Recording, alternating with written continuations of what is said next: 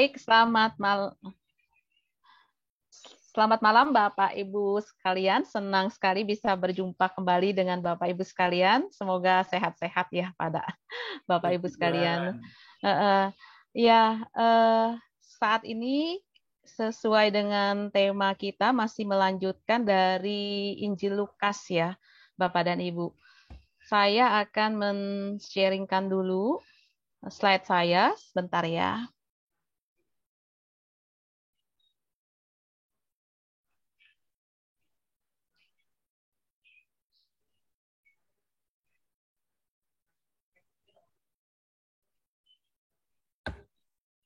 Bisa nggak ya sih? Ya, sebentar.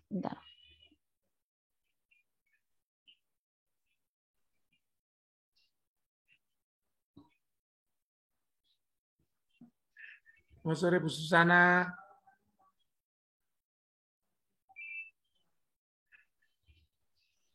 Sudah tampak di Sudah? Bapak Ibu? Sudah Sudah nggak ya ya? sih? Ya, lanjut.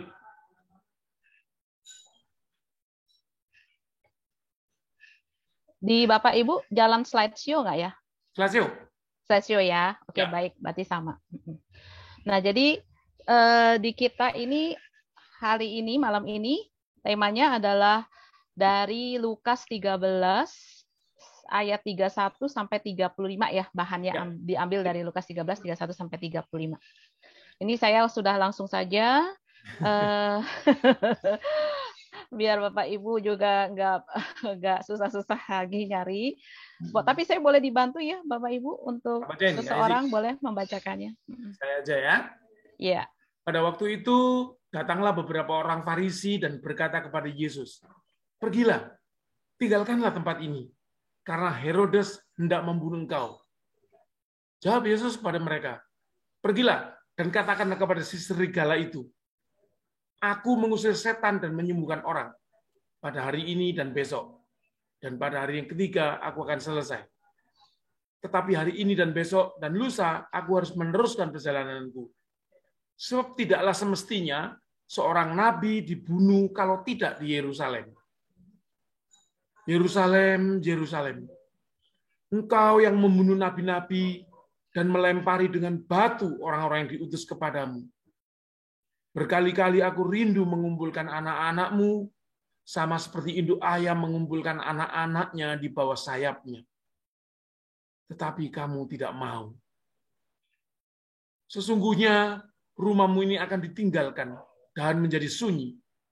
Tetapi aku berkata kepadamu, kamu tidak akan melihat aku lagi hingga pada saat kamu berkata, diberkatilah dia yang datang dalam nama Tuhan. Baik, terima kasih Pak Jarwo. Kita akan masuk ke dalam pengantar ya.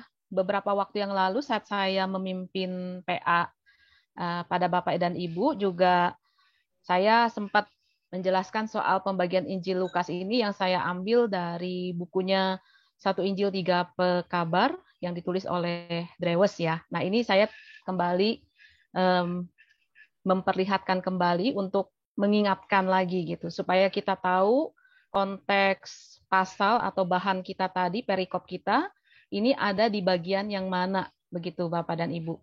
Nah kalau Drewes di dalam bukunya tadi Satu Injil Tiga Pekabar dia membagi Injil Lukas seperti ini. Jadi pasal 1 ayat 1 sampai 4 itu kata pengantar, lalu pasal 1 ayat 5 sampai pasal 2 ayat 52 itu pendahuluan ganda ya, karena ada kelahiran Yohanes Pembaptis yang kemudian juga ada kelahiran Yesus. Lalu kemudian pasal 3 ayat 1 sampai pasal 4 ayat 13 itu adalah persiapan karya Yesus. Lalu di pasal 4 ayat 14 sampai pasal 9 ayat 50 karya Yesus di Galilea. Lalu kemudian pasal 9 ayat 51 sampai pasal 19:28 itu adalah perjalanan Yesus ke Yerusalem. Dan kemudian pasal 19 ayat 29 sampai pasal 24 ayat 53, Yesus di Yerusalem yang terkait dengan pengajaran, kematian, kebangkitan, dan penampakan Yesus. Nah, pasal kita tadi atau bahan kita tadi, ini ada di poin yang kelima, kalau menurut Dewes. Jadi dalam bagian perjalanan Yesus ke Yerusalem. Jadi dalam konteks dalam term ini kita nanti bisa melihat memaknai atau memahami isi dari bahan kita tadi, Bapak dan Ibu.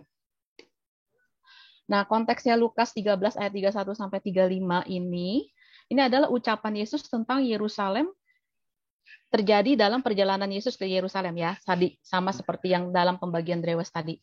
Nah, ucapan Yesus tentang kematiannya di Yerusalem diucapkan dalam perjalanan. Jadi dalam perjalanan, bukan di Yerusalemnya. Nah, hal itu menandakan kesediaan dan kesiapan Yesus untuk mati di sana, mati di Yerusalem. Nah, bahannya dari mana sumber-sumbernya? Ucapan Yesus tentang Yerusalem ini yang ada di Lukas 13 ayat 31 sampai 35 ini ada di Injil Matius juga. Kita bisa lihat paralelnya ya, Bapak dan Ibu, kalau Bapak dan Ibu memperhatikan bahan kita ini, yaitu di Injil Matius 23 ayat 37 sampai 39. Tetapi yang menarik ini tidak ada di Injil Markus ya. Jadi hanya ada di Injil Lukas yang kita bahas sekarang dan di Injil Matius, tetapi tidak ada di Injil Markus. Jadi kalau Bapak Ibu nanti baca bolak-balik Injil Markus, nggak ada nih perikop bahan kita ini di Injil Markus. Nah, walaupun ada di Injil Matius, ya, tetap ada perbedaannya, Bapak dan Ibu. Kalau Bapak dan Ibu memperhatikan, nanti sempat lihat-lihat kembali, ya, yang di Injil Matius.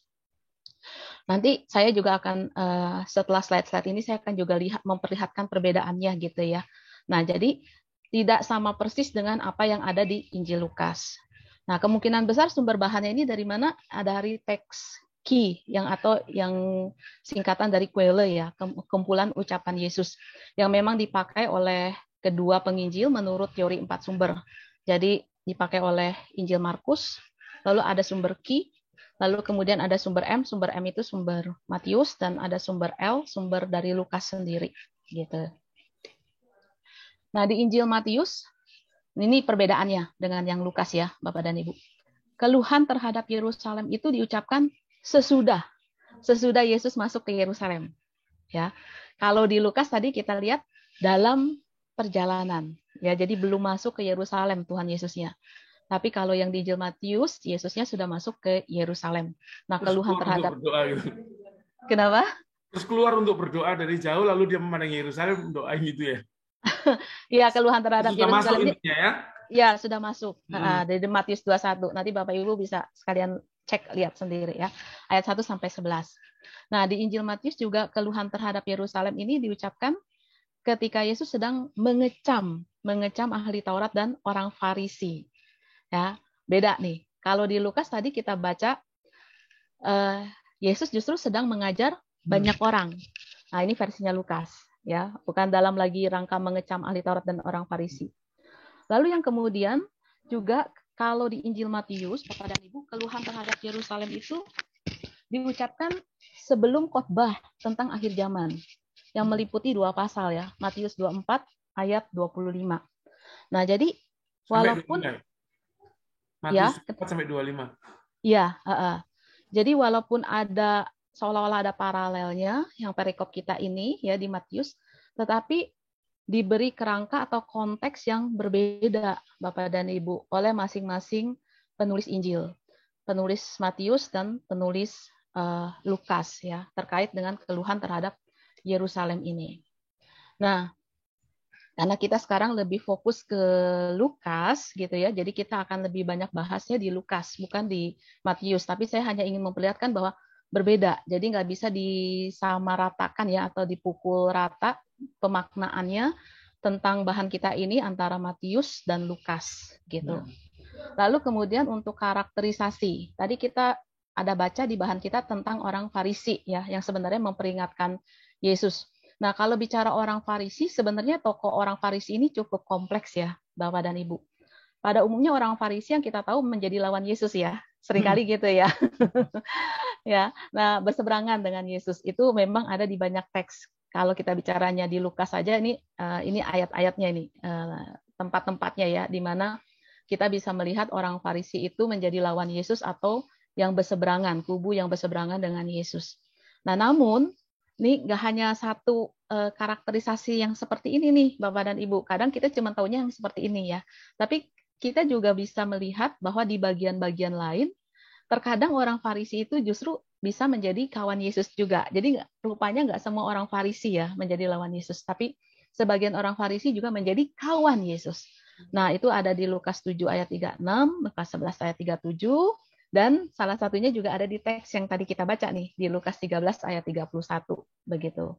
Nah, jadi kalau di teks kita ini, orang Farisi tampaknya menjadi kawan Yesus yang memperingatkan akan adanya ancaman dari Herodes, ya, bukan lawannya. Nah, itu tadi tentang orang Farisinya. Lalu kita juga melihat kan Herodesnya nih ya, sebab orang Farisi memperingatkan Yesus tentang ancaman dari Herodes. Nah, Herodes sendiri bagaimana sih digambarkan oleh Lukas ini gitu. Nah, kalau di Lukas 13 ayat 31 ini, Bapak dan Ibu, tampaknya Herodes yang sudah disebutkan di Lukas 3 ayat 1, ingat ya, kita Lukas 3 ayat 1 itu seputar apa Bapak dan Ibu? Seputar peristiwa pelayanan Yesus ya. Nah, itu ini dianggap Lukas Herodes yang sama nih. Herodes di masa pelayanan Yesus. Membunuh Yohanes. Di Lukas 3 ayat 1 ya. Jadi mungkin belum sampai pada pembunuhan Yohanes, Pak. Masih di awal mula pelayanan Yesus ya. Nah, jadi Lukas yang di 13 ayat 31 ketika menyebut Herodes juga menyebutkan hal yang sama, Herodes yang sama dengan Lukas 3 ayat 1, yaitu Herodes di masa pelayanan Yesus. Kenapa ini perlu ditekankan Bapak dan Ibu? Karena bisa jadi ada banyak tokoh Herodes gitu ya. Nah, sebabnya kalau kita bicara yang soal kelahiran Yesus ya, yang membunuh anak-anak, kalau di Injil Matius ya beda lagi ya. Nah, itu bukan Herodes yang di pelayanan Yesus ini gitu ya, tapi itu adalah Herodes yang di kelahiran Yesus. Jadi Herodes di masa pelayanan Yesus ini adalah Herodes Raja Galilea. Nah, Herodes Raja Galilea ini berbeda. Bukan raja ya? Iya, betul. Wilayah. Ya, saya baru menuliskan tentang Herodes kepada para peserta Patibulum di Kasut. Oh iya. Jadi Bapak paham ya. Nah, Bapak malah nanti bisa menambahkan nih kalau ada yang kurang. Sudah, saya udah tulis di Kasut. Lanjut ya sih. Nah, jadi Herodes Raja Galilea ini berbeda dari Herodes Raja Yudea di masa kelahiran Yesus ya, di Lukas 1 ayat 5. Jadi kalau bicara historisitasnya Bapak dan Ibu, Herodes Raja Yudea itu adalah Herodes Agung. Nah, Herodes Agung itu adalah justru ayah dari Herodes Raja Galilea. Karena Herodes Agung ini punya beberapa anak gitu ya. Nah, setelah dia meninggal, kekuasaannya itu dibagi ya, wilayah-wilayahnya itu dibagi ke anak-anaknya ini. Nah, ada satu bagian wilayah yaitu wilayah Galilea ini diperintah atau dapat jatahnya untuk anaknya yang namanya Herodes Antipas ya, yang Herodes di dalam masa pelayanan Yesus ini ya. Herodes Raja Galilea. Nah, kalau Herodes Agung versi Lukas ya, ini kita agak melihat sedikit berbeda ya, Bapak Ibu, dengan Herodes Agung yang versi Matius. Kalau yang di versi Matius itu Matius 2 ayat 16 sampai 18, mungkin kita bisa melihat ya atau membaca tentang Herodes yang membunuh anak-anak ya, karena dia takut terancam oleh kelahiran bayi Yesus ya, ketika dapat kabar dari orang Majus, lalu kan dia tidak bisa menemukan bayi Yesus, ya makanya dia bunuh semua anak-anak. Tapi itu Herodes Agung versi Matius. Kalau di Lukas nggak ada cerita tentang Herodes Agung yang membunuh bayi-bayi ya. Nah, lalu kemudian juga Herodes Antipas versi Lukas nih, Herodes Antipas bukan Herodes Agung ya, berarti ya Herodes Raja Galilea. Herodes di masa pelayanan Yesus. Nah, ini juga terkesan tidak ingin membunuh Yesus sebenarnya ya, karena Lukas menceritakan bahwa kalau di Lukas 9 ayat 9 justru Herodes Antipas ini ingin berjumpa dengan Yesus, Bapak dan Ibu. Ya, juga di Lukas 23 ayat 8, ketika ia bisa berjumpa dengan Yesus, ia sangat girang. Jadi sebenarnya tidak tampak nih di Lukas 9 ayat 9 dan Lukas 23 ayat 8 ini tokoh Herodes Antipas yang digambarkan yang kejam, yang memang ingin membunuh Yesus gitu. Ya, agak memang sedikit berbeda yang di teks kita ini nih, di Lukas 13 ini, ketika orang Farisi memperingatkan bahwa Herodes ingin membunuh Yesus gitu.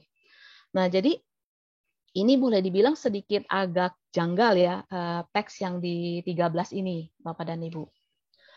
Lalu kemudian selain kejanggalan itu juga ada kejanggalan yang lain, yaitu ketika dibilang tinggalkanlah tempat ini. Nah, ini juga agak janggal. Mengapa? Karena kita tahu bahwa Herodes Antipas itu sebenarnya hanya berkuasa atas wilayah Galilea. Jadi di luar wilayah Galilea itu sebenarnya bukan kekuasaan Herodes Antipas gitu, kekuasaan dari Herodes yang lain atau anak Herodes Agung yang lain gitu.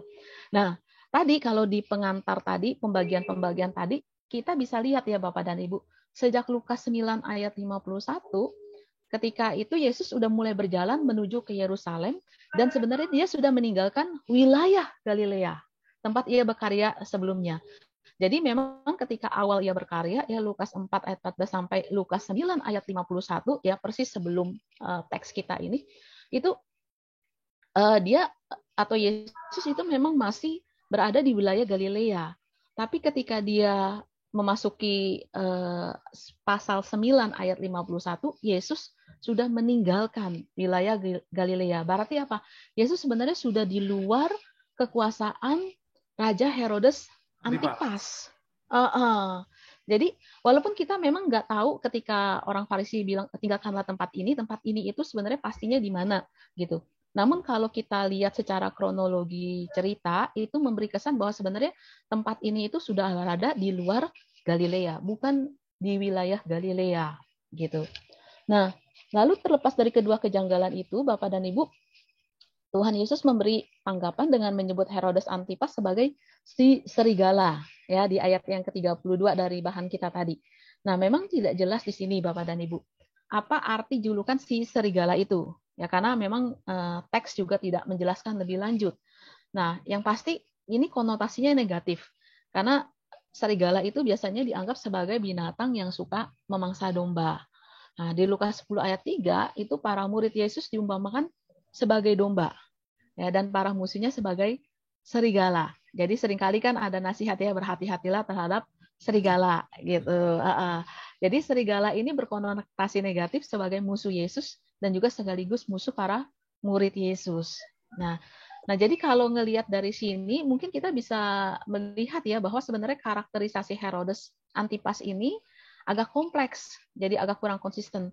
Sebab tadi agak di awal di Lukas 9 Herodes itu senang, malah ingin bertemu dengan Yesus. Lalu di Lukas yang belakangan 23 itu dia girang saat ketemu Yesus. Tapi di Lukas 13 ini malah justru ingin membunuh Yesus. Nah ini jadi kan agak kompleks gitu ya gambaran tentang karakterisasi Herodes ini. Lalu kemudian selain ada orang Farisi, ada Herodes, lalu juga ada Yerusalem itu sendiri ya, kota Yerusalem. Nah, kalau di Injil Lukas, Bapak dan Ibu, Yerusalem dan Bait Allah itu adalah tempat favorit nih kalau dibilang tempat favoritnya Injil Lukas. Karena seringkali Injil Lukas ini memakai setting Yerusalem dan Bait Allah ya. Kalau kita membaca seluruh rangkaian Injil Lukas. Nah, jadi cerita Injil Lukas itu diawali di Bait Allah. Ingat, ada yang ingat Bapak dan Ibu? Apa dalam kisah apa? Simeon itu ya. Simeon dan Hana. Sebelum itu, Pak. Sebelum itu masih lebih awal lagi, Pak. Ada yang ingat? Zakaria. Betul sekali, Zakaria, Bapak. Hafal sekali ya nih Bapak ya. Berarti betul. Dan ketika Imam Zakaria mempersembahkan kurban ya di Bait Allah. Nah, jadi emang dibuka seperti itu.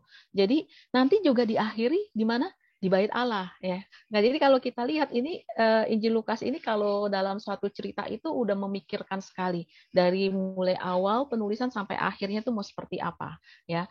Nah, jadi diawali di Bait Allah, lalu juga ada Yerusalem karena Bait Allah itu adanya di Yerusalem gitu ya, dan diakhiri di sana juga ya di Lukas 24 ayat 52 sampai 53.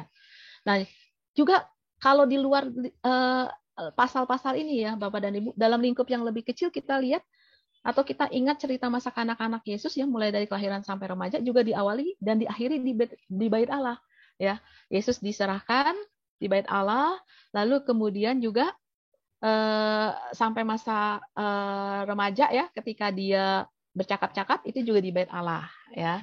Nah, sampai di situ. Nah, kalau kita lihat nih secara teologis, penduduk dan para pemimpin Yahudi di Yerusalem adalah orang-orang yang dikasihi Allah. Namun sayangnya mereka justru menolak kasih Allah. Ya, ini tampak dari ayat 34. Berkali-kali aku rindu mengumpulkan anak-anakmu, sama seperti induk ayam mengumpulkan anak-anaknya di bawah sayapnya. Tetapi kamu tidak mau. Nah, Yerusalem itu adalah sebenarnya pusat agama Yahudi, Bait Allah itu. Nah, anak-anakmu di sini ini juga bisa bermakna ya semua orang Yahudi, jadi bukan hanya yang di sekitar penduduk Yerusalem atau yang tinggal di Yerusalem saja ya Bapak dan Ibu, tapi juga bisa bermakna juga para pemimpin Yahudi yang memang ada di Yerusalem gitu ya, memang menjadikan Yerusalem itu sebagai pusat kepemimpinan mereka gitu ya, dan yang kemudian juga menyerahkan Yesus kepada pemerintah Romawi untuk disalibkan. Ya. Nah, Yesus akhirnya dibunuh di Yerusalem sebagaimana nabi-nabi lainnya. Lalu kita kemudian juga bisa melihat tentang tokoh Yesus sendiri. Ya, tokoh Yesus sendiri dalam teks kita ini bagaimana kita melihatnya, Bapak dan Ibu? Nah, Yesus digambarkan oleh Lukas di teks kita ini sebagai seorang yang siap mati sebagai resiko dari kenabiannya. Nah, Yesus menanggapi peringatan orang Farisi dengan dua hal. Ini kita bisa lihatnya dari sini ya. Pertama, Yesus menanggapi peringatan orang Farisi itu dengan komitmennya untuk terus melaksanakan kehendak Allah Bapanya. Ini dengan jawabannya dari ayat 32 ya.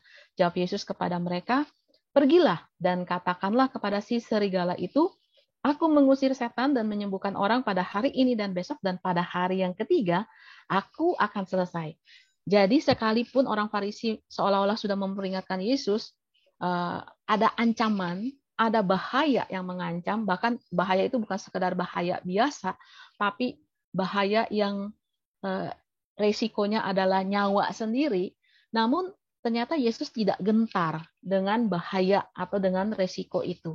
Jadi dia tetap akan melanjutkan komitmennya untuk pergi ke Yerusalem, sekalipun Yerusalem itu akan membuatnya harus kehilangan nyawa gitu ya di sana.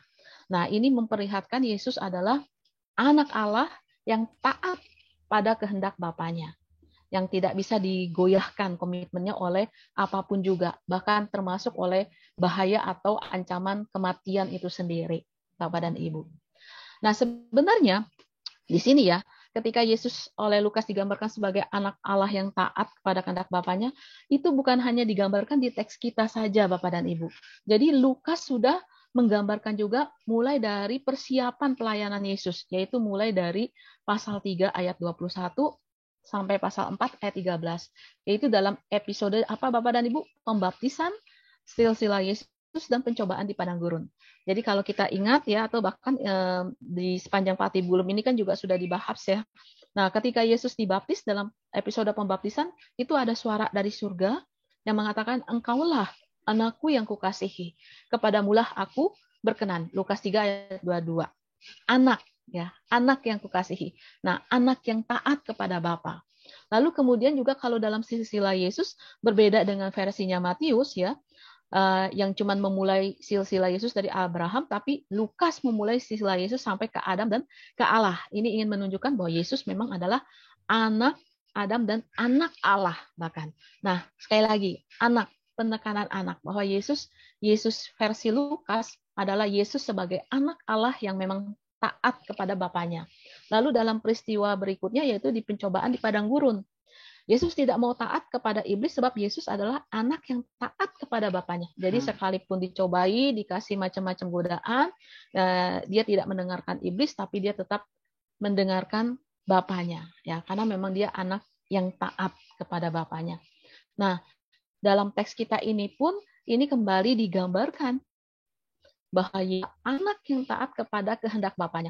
Jadi sekalipun ada banyak resiko, bahaya, yang mengancam komitmennya, dia tetap berpegang pada komitmennya tersebut dan tetap pergi ke Yerusalem, Bapak dan Ibu. Nah, ini bisa jadi bahan refleksi juga ya, buat kita ya. Kalau kita adalah anak-anak Allah saat ini, ya, sejauh mana ketaatan kita kepada kehendak Bapak kita, ya. Kita sebagai anak Allah, sejauh mana ketaatan kita kepada kehendak Bapa? Sejauh mana komitmen kita kepada kehendak Bapa?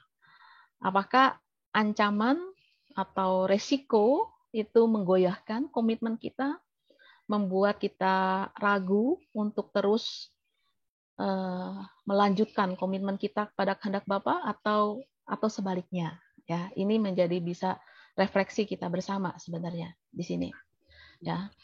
Nah, lalu kemudian kedua, ketika Yesus menanggapi peringatan orang Farisi itu dengan keyakinannya bahwa sebagai nabi yang diutus Allah, jadi nabi itu adalah orang yang diutus Allah ya, Bapak dan Ibu. Nah, ia seharusnya dibunuh di Yerusalem dan bukan di tempat ini. Ya, ketika orang Farisi bilang tinggalkanlah tempat ini, tapi dia meyakini bahwa dia itu nabi yang diutus Allah. Jadi sebagaimana layaknya seorang nabi ya dalam tradisi saat itu seolah-olah gitu ya, yang dibunuh di Yerusalem, nah bukan di tempat lain, maka dia juga sama menjalani jalan kenabian yang sama seperti yang sudah dilalui oleh para nabi lainnya ya. Tapi hari ini dan besok dan lusa aku harus meneruskan perjalananku sebab tidaklah semestinya seorang nabi dibunuh kalau tidak di Yerusalem. Nah, namun Yesus sebenarnya menyayangkan hal itu ya. Jadi bukan berarti Yesus sebagai di sini ya di teks Lukas ini ya seorang yang senang gitu ya kalau Yerusalem itu menjadi tempat pembunuhan para nabi seolah-olah gitu ya, bukan ya. Tapi kalau di teks Lukas ini ya kita bisa lihat justru seolah-olah Yesus itu prihatin. Maka di ayat 34 ini dia bilang Yerusalem, Yerusalem, ya engkau yang membunuh nabi-nabi dan melempari dengan batu orang-orang yang diutus kepadamu.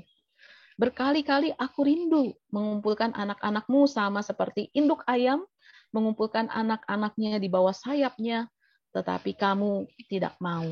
Ya, ada nada nuansa keprihatinan dalam ungkapan Yesus ini, Bapak dan Ibu. Nah, ini juga sekaligus mungkin yang sedikit membedakan dengan konteks di versi Matius ya. Dalam kacamata versi Matius, keluhan terhadap Yerusalem itu lebih dipagari oleh konteks penghukuman dan sebagainya. Ya. Nah, lalu kemudian juga kalau kita lihat di dalam teks ini menunjukkan bahwa sebenarnya Allah itu mengasihi ya dan mau menyelamatkan anak-anakmu tadi itu maksudnya adalah orang Yahudi pada umumnya dan penduduk Yerusalem pada khususnya dalam arti para pemimpin Yahudi ya. Nah, sayangnya mereka menolak kasih Allah dan bahkan mereka juga menolak utusan Allah sendiri yaitu Yesus. Nah, Yesus yakin akan kedatangannya kembali di akhir zaman, Bapak dan Ibu. Di teks kita tadi sempat disebut ya, kamu tidak akan melihat aku lagi sampai pada waktunya gitu ya. Nah, ini menunjukkan hal ini. Nah, jadi Yesus membuatkan hal yang akan datang. Sesungguhnya rumahmu ini akan ditinggalkan dan menjadi sunyi, tetapi aku berkata kepadamu, kamu tidak akan melihat aku lagi hingga pada saat kamu berkata, diberkatilah dia yang datang dalam nama Tuhan. Nah, jadi kalau dari teks ini, kalau mau secara historis dimaknai, ya memang Yerusalem itu dihancurkan pada tahun 70 oleh tentara Romawi. Jadi memang seolah-olah ya sudah sunyi sepi, ditinggalkan gitu ya, karena hancur, lebur, binasa ya. Tapi secara teologis bisa juga ini melampaui dari kehancuran Yerusalem pada tahun 70, yaitu ingin menunjuk kepada Tuhan Yesus yang akan datang kembali di akhir zaman nanti, ya parusia nanti. Begitu. Nah, lalu juga kita lihat mungkin sama seperti Herodes ya yang agak kompleks dan kurang konsisten di teks kita ini. Nah, karakterisasi Yesus juga tampaknya agak kurang konsisten dalam hal apa nih? Dalam hal ini, tentang ucapan tentang kematian Yesus di Yerusalem. Nah, kalau di sini kan di teks kita tadi diucapkan dalam perjalanan ke Yerusalem. Sebenarnya ini menandakan kesediaan dan kesiapan Yesus untuk mati di sana. Nah, tapi kalau kita lihat pada bagian lain dari Injil Lukas ya, Bapak dan Ibu di Lukas 22 ayat 43 sampai 44, itu ketika penggambaran Yesus yang sangat ketakutan ketika berdoa di Bukit Zaitun, Jadi seolah-olah kesannya nggak konsisten ya. Kalau di sini kan seolah-olah udah siap mati ya, nggak peduli gitu kan. Mau apapun yang terjadi, aku tetap akan datang ke Yerusalem dan aku akan mati di sana. Ya. Nah, tapi di Bukit Zaitun ketika Yesus berdoa di Lukas 22 ini, kan Yesus agak ketakutan gitu dan ingin seolah-olah itu dijauhkan darinya. Ya, nah ini seolah-olah kan kita lihat jadi agak kurang konsisten nih dengan penggambaran Yesus yang siap mati tadi dan sengaja memang menempuh perjalanan jauh ke Yerusalem. Nah, kalau kita memperhatikan lebih lanjut, Bapak dan Ibu, khusus untuk teks yang di Lukas 22, 43 sampai 44 ini, ya, ini boleh dibilang sebenarnya adalah teks yang ditambahkan di kemudian hari. Nah, jadi dugaan bahwa teks ini ditambahkan itu didukung oleh fakta bahwa kedua ayat itu tidak ada sebenarnya di salinan Injil Lukas yang lebih tua. Nah, kalau Bapak dan Ibu merujuk kepada terjemahan dari NRSV gitu ya. Nah, menempatkan kedua ayat ini dalam dua kurung siku. Nah, yang seperti ini, dua kurung siku. Nah, kalau ada ayat-ayat yang Bapak Ibu baca ya dari NRSV itu ditempatkan dalam dua kurung siku, nah itu sebenarnya menandakan keyakinan dari si penerjemah Alkitab NRSV ini bahwa kedua ayat itu adalah tambahan di kemudian hari begitu. Nah ini untuk bisa menjelaskan kenapa seolah-olah jadi nggak konsisten karena ini ternyata tambahan teks tambahan. Para pengikut Yesus ya terkait dengan para pengikut Yesus bagaimana? Nah kehadiran para murid memang tidak terlalu disebutkan secara langsung ya Bapak Ibu kalau di teks kita tadi ya di teks 13 tadi ya secara eksplisit ya. Nah tetapi kita bisa membayangkan kehadirannya jadi secara implisit berdasarkan setting cerita. Setting ceritanya apa? Yaitu tadi Yesus sedang mengajar para pengikutnya kalian di Lukas ini. Nah ketika Yesus sedang mengajar lalu kan teks kita itu ya mulai gitu ya dimulai ceritanya. Nah jadi nggak mungkin kan namanya aja mengajar para pengikutnya ya nggak mungkin para pengikutnya itu tidak ada ya pasti para pengikutnya itu hadir. Jadi itu bisa dibayangkan. Nah ini kita bisa baca dari teks sebelumnya ya di ayat 22 yaitu kemudian Yesus berjalan keliling dari kota ke kota dan dari desa ke desa sambil mengajar dan meneruskan perjalanannya ke Yerusalem ya. Lalu kemudian dilanjutkan ke bahan kita yang di ayat 31 itu. Pada waktu itu, nah datanglah beberapa orang Farisi dan berkata kepada Yesus. Jadi konteksnya dalam mengajar para pengikut. Nah, selain itu pembaca atau pendengar dari luar dunia cerita itu maksudnya bukan dari cerita di Injil Lukas ya. Berarti kita semua nih, kita yang ada saat ini. Nah, ini kita pembaca atau pendengar di luar dunia ceritanya Injil Lukas tadi. Nah, kita yang mengidentifikasi diri sebagai pengikut Yesus yang mendengarkan semua ucapan Yesus. Nah, kita juga seolah-olah mulai disadarkan gitu ya, Bapak dan Ibu, bahwa penderitaan dan kematian Yesus di Yerusalem itu adalah sesuatu yang memang harus ditempuh. Jalan yang memang harus dilalui Yesus menuju ke kemuliaannya. Nah, lalu apa artinya itu bagi kita berarti, Bapak dan Ibu, sebagai yang mengidentifikasi diri sebagai pengikut Yesus saat ini? Apa artinya? Bahwa jalan yang ditempuh Yesus menuju kemuliaannya seharusnya juga adalah jalan yang sama yang harus ditempuh oleh kita semua. Ya, nah ini refleksi juga nih ya. Ini tentunya refleksi yang berat banget tapinya ya nggak mudah ya. Ya, di episode selanjutnya yaitu di Lukas 14 ayat 25 sampai 35. Nah, makin menjadi jelas bagi mereka maksudnya adalah para pengikut Yesus ya, untuk mengikut Yesus. Nah, mereka harus melepaskan segala sesuatu termasuk nyawa mereka. Itu kalau kita baca itu keras banget. Lukas keras sekali ya. Nah, ini tantangan juga ya bagi kita ya. Jadi ketika kita dengan gampangnya gitu ya atau dengan mudahnya entah itu berdoa atau mengatakan gitu ya ingin mengikut Yesus, ingin memikul salib ya. Namun apakah kita sungguh-sungguh tahu apa artinya mengikut dan memikul salib itu ya. Nah, Lukas memberikan gambaran yang sangat menurut saya sangat tidak mudah Bapak dan Ibu ya. Mungkin kita harus memikirkan kembali ya, memikirkan ulang kesediaan kita untuk mengikut Yesus. Apa itu artinya? Mari murtad bareng-bareng gitu? Enggak, ya. Tapi mari kita menguji gitu ya, apa yang kita ucapkan, apa yang kita komitmenkan selama ini, Bapak dan Ibu. Ya. Nah, apa yang terjadi pada Yesus juga berlaku pada pengikutnya.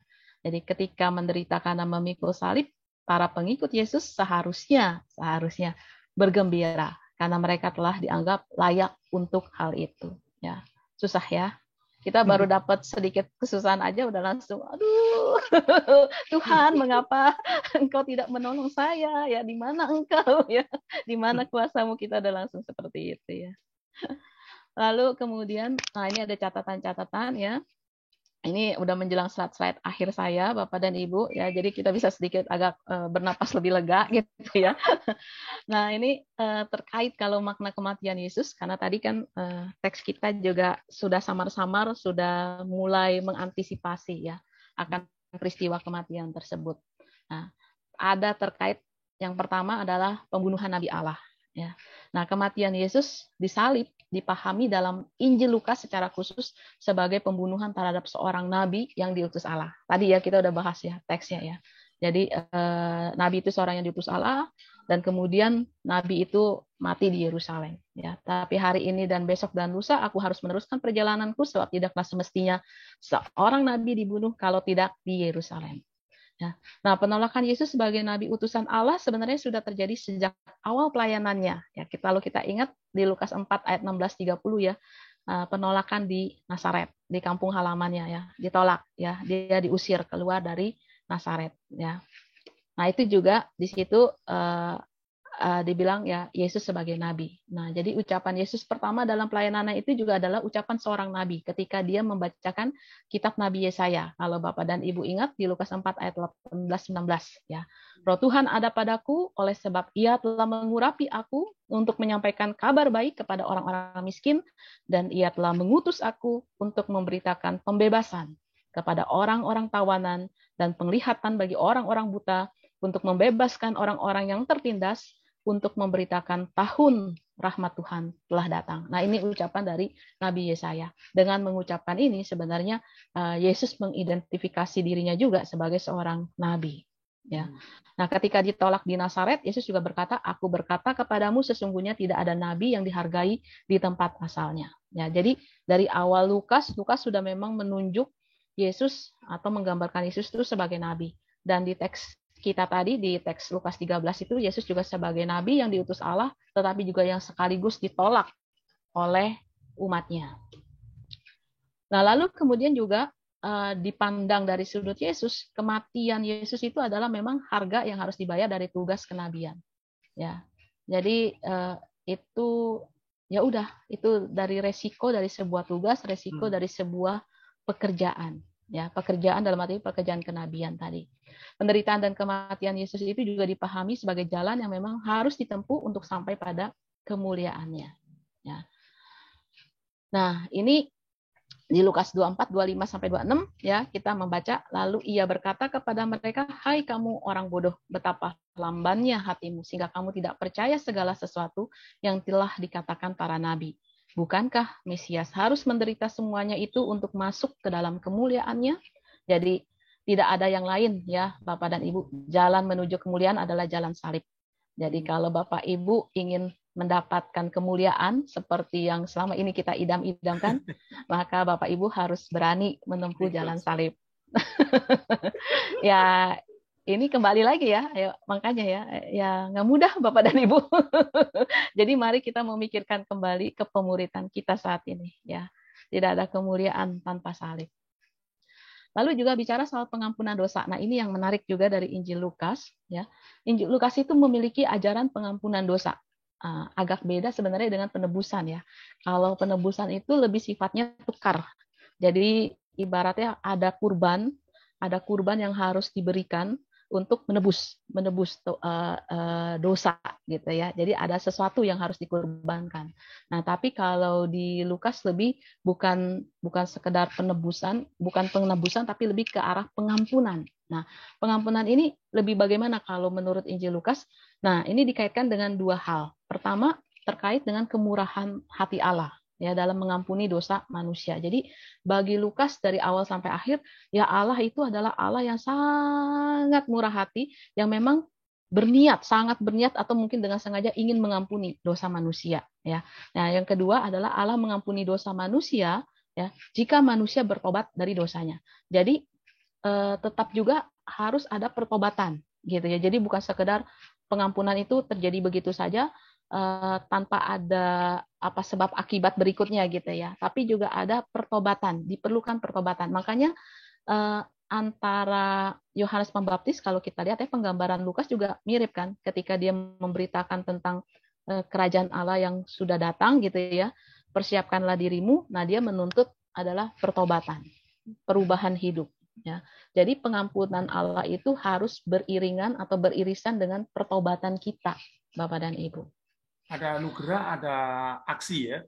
Ada anugerah, ada iya reaksi. Pak. Iya betul.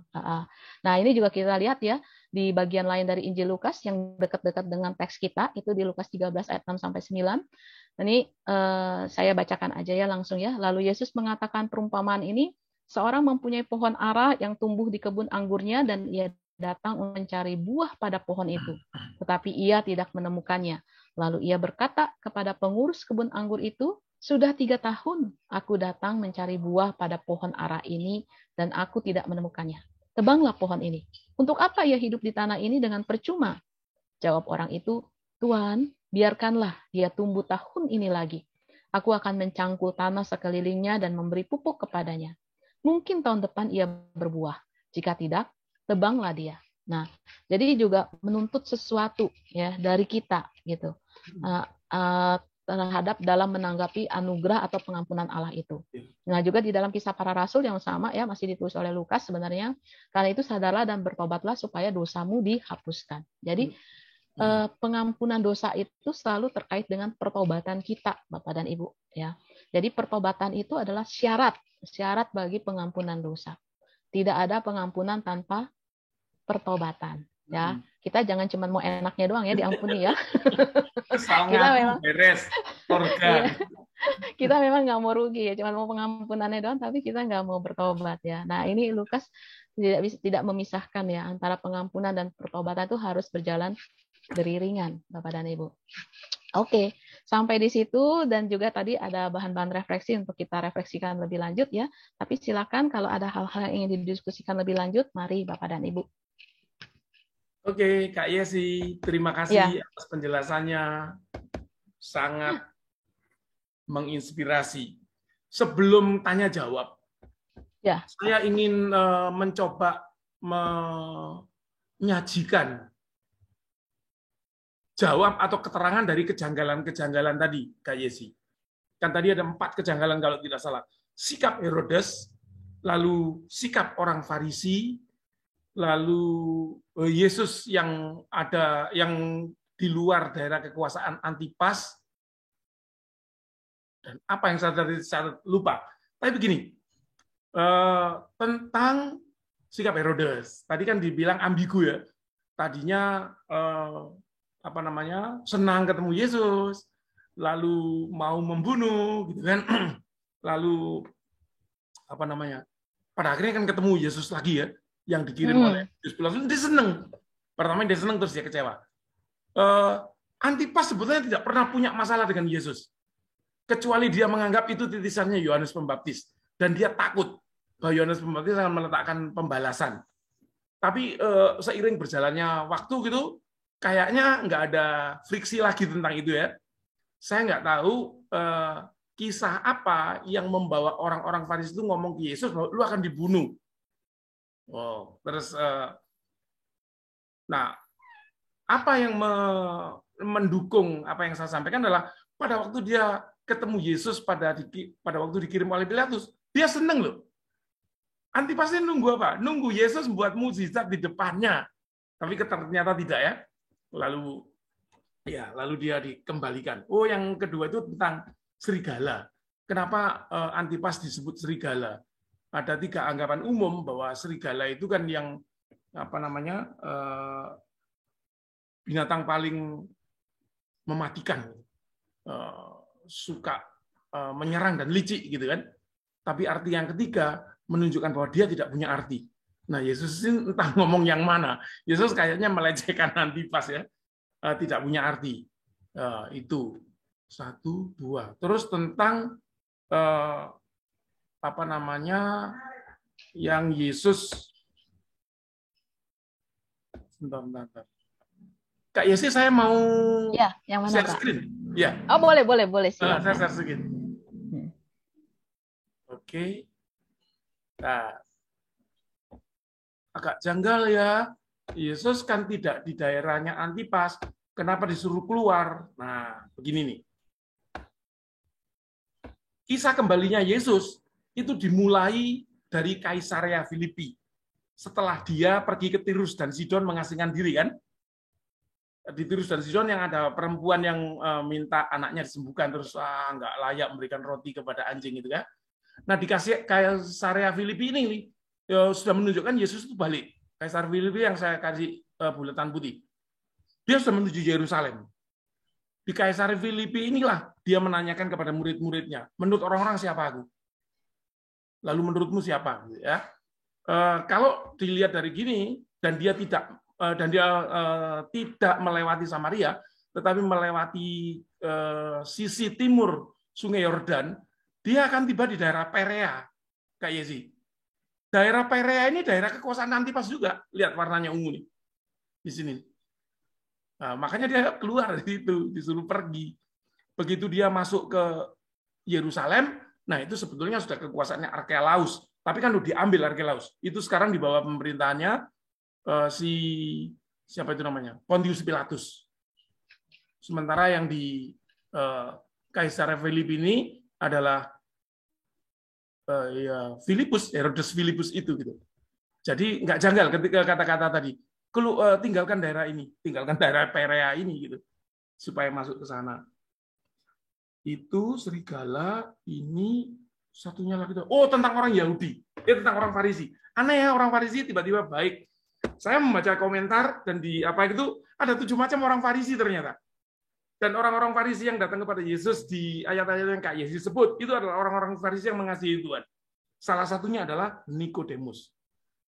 Orang-orang Farisi ini adalah yang meniru Abraham dan hidup dalam iman dan pengasihan. 6 orang Farisi yang lain, jenis 6 orang Farisi lain adalah orang-orang Farisi pundak, yang selalu memikul kebaikan mereka untuk dipamerkan kemana-mana. Lalu orang-orang Farisi yang menanti sedikit saja, suka menunda perbuatan baik.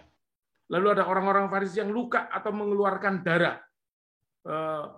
Jadi rabi-rabi itu punya aturan ketat tentang bersentuhan atau memandang wanita di jalan. Apalagi ngomong gitu ya. Dengan saudaranya, bahkan dengan istrinya kalau di jalan dia nggak ngomong. Dia memalingkan muka atau merem gitu. Dan dia untuk menunjukkan itu penyesalannya kalau terlanjur ngelihat, dia bentur-benturkan kepalanya ke tembok di rumahnya atau di jalan.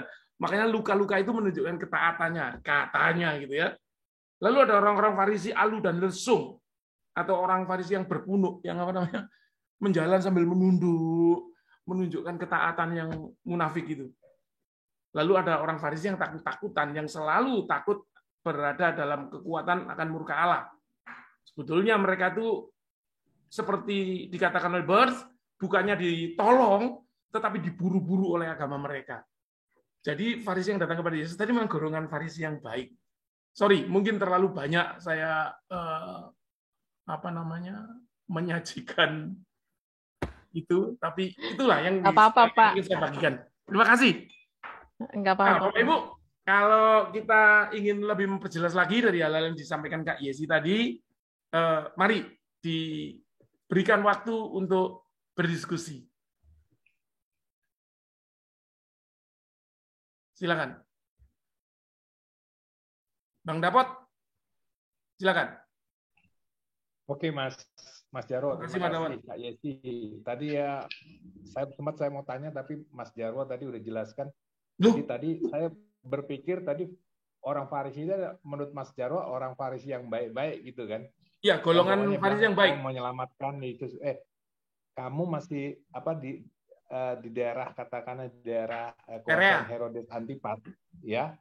Terus kemudian tapi yang menarik adalah kan tadi kan Mas Jarwo bilang bahwa nggak ada satu masalah apapun ya, Ya, antara Yesus dengan Herodes Antipas ya. Herodes sebetulnya. Antipas ini adalah yang membunuh Yohanes. memenggal Yohanes karena Ya. Yohanes mengkritik nggak boleh kawin dengan Herodias gitu ya. Ya, Tapi kan Yesus nggak ada apa-apa. Jadi saya juga agak bingung kenapa kok membunuh, atau ketakutan bahwa sebenarnya Herodes ini sebenarnya orang kejam sebenarnya. Ya mut-mutan ya. Salah ngomong bisa disikat gitu kan. Apalagi mengkritik dirinya gitu kan. Kan Yesus ya barangkali di dalam beberapa hal itu seringkali mengkritik orang-orang yang mungkin ya kelakuannya yang nggak sesuai lah gitu ya. Jadi mungkin itu yang ditakutkan orang Farisi salah ngomong ya. Iya, iya. Sedangkan di satu sisi bahwa Yesus bilang pekerjaan untuk penyampaian firman itu belum selesai gitu. Dalam perjalanan dia menuju ke Yerusalem. Kurang lebih kan seperti itu ya. Iya. Mungkin yang saya mengerti seperti itu, tapi memang kata-kata serigala ini ya itu tadi kan, kalau bilang serigala kan, kalau dibilang wah kamu serigala itu kan konotasi negatif kan, gitu kan. Jadi mungkin ada hal yang ada hal lain yang apakah Yesus menyebut Herodes serigala, ada satu hal yang apa karena yang kaitannya dengan yang karena Herodes ini membunuh Yohanes Pembaptis mungkin ya, karena dia mengambil istri daripada saudara sendiri gitu ya. Jadi dia keluar juga kata-kata itu, dan kalau keluar kata-kata itu kan berarti dia ya emang layak untuk dikejar-kejar kan. Nah terus cuman saya pengen tertarik mungkin Kak Yesi, Yerusalem ini tempat katakanlah banyak nabi-nabi dibunuh.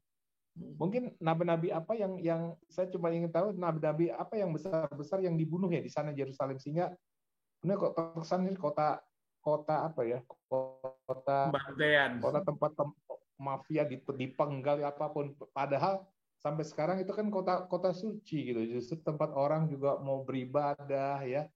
Daud memindahkan tabut ke Yerusalem ya. Agak ini juga sih. Jadi di sini apakah ini karena memang historisnya memang di Yerusalem ini banyak dieksekusi nabi-nabi yang memang katakanlah menegur ya, mungkin menegur orang Israel terus kemudian Israel nggak senang sikat gitu kan. Ya, mungkin flashback Kak Yesi bisa sebutkan beberapa nabi yang besar yang mungkin yang mati di Yerusalem gitu. Oke, terima kasih. Terima kasih Bang Dapat. Kak Yesi silakan.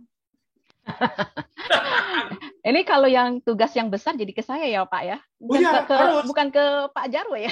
Oh enggak, saya tidak bertugas. Enggak. Silakan Kak Yesi. Iya ya, terima kasih ya Bang Dapot ya. Jadi saya ikutan manggil Ya. Bang aja nih. Oh iya. Dia abangnya semua orang.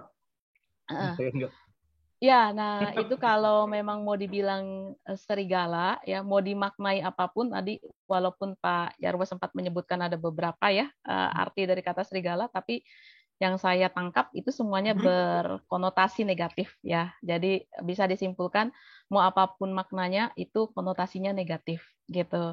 Nah ini justru memang yang agak janggal karena tadi bahwa ketika di bagian lain dari Injil Lukas, di dua bagian lain ya, yang agak lebih awal dari teks kita dengan yang di bagian agak akhir dari teks kita, itu seolah-olah memperlihatkan Herodes dalam karakterisasi yang lebih soft ya, dalam arti yang enggak sekuat yang di teks kita ya, sekuat dalam arti kata ke arah yang lebih negatif gitu ya, lebih soft ya. Dia hanya ingin dia girang ketemu Yesus dan dia hanya ingin ketemu Yesus ya, soft kan ya. Nah, lalu di teks kita itu seolah-olah agak beda ya. Nah ini memang saya sendiri sempat coba mencari-cari gitu ya di banyak buku tafsir. Nah ini memang menariknya tidak terlalu dibahas justru di sini. Jadi dugaan sebenarnya dari teks yang di 13 ini, ketika Lukas mengkarakterisasi Herodes secara agak berbeda dengan teks lainnya, ini rasanya mungkin bagian dari tradisi umum yang memang berkembang pada saat itu tentang gambaran Herodes yang sedemikian kuat tradisi ini sehingga agak susah untuk ditolak juga oleh penulis Injil Lukas. Nah, jadi seolah-olah di penulis Lukas ini ya membiarkan saja gitu. Tradisi ini bercampur dalam karakterisasi penulisan Injil Lukas tentang karakter Herodes. Jadi memang saking kompleksnya karakter Herodes sehingga seolah-olah nih ya kalau kita bicara gambarannya gini Pak, misalnya sederhana kalau kita bilang ini novel ya kayak karya sastra gitu ya. Nah, dalam karya sastra tuh kalau kita ingin mengurainya secara kritik naratif sastra ya, karakteristik kan kita bahas ada tokoh yang sifatnya tuh kayak flat ya, flat karakter gitu. Jadi nggak bisa nih terlalu dibilang hitam atau putih gitu ya. Kecuali kalau kita misalnya lihat karya sastra tertentu atau di film-film action ya, yang gambaran tokohnya tuh lebih jelas ya. Superhero siapa gitu ya, penjahatnya siapa ya, Joker itu kalau kita bilang Joker udah pasti orang bilang pasti penjahat gitu ya. Superman itu Batman itu pasti itu baik gitu ya, tokoh hero ya. Jadi penggambaran tokohnya udah kelihatan hitam putihnya. Tapi kalau dalam kubu lain atau film lain yang lebih sifatnya kayak drama yang bukan sifatnya seperti itu, mungkin lebih agak kompleks kan kita ngelihat ya seorang tokoh entah itu laki-laki perempuan gitu ya, misalnya dalam drama katakanlah drama keluarga gitu ya. Nah, ini sebenarnya orang ini baik atau buruk nih gitu. Agak susah kita langsung pilahkan seperti itu. Jadi itu saking kompleksnya si tokoh itu. Nah, dugaan kenapa seolah-olah jadi bisa terjadi dua karakterisasi yang agak berbeda. Nah, memang tokoh karakter Herodes Antipas ini agak kompleks. Dan jadi ada beberapa tradisi.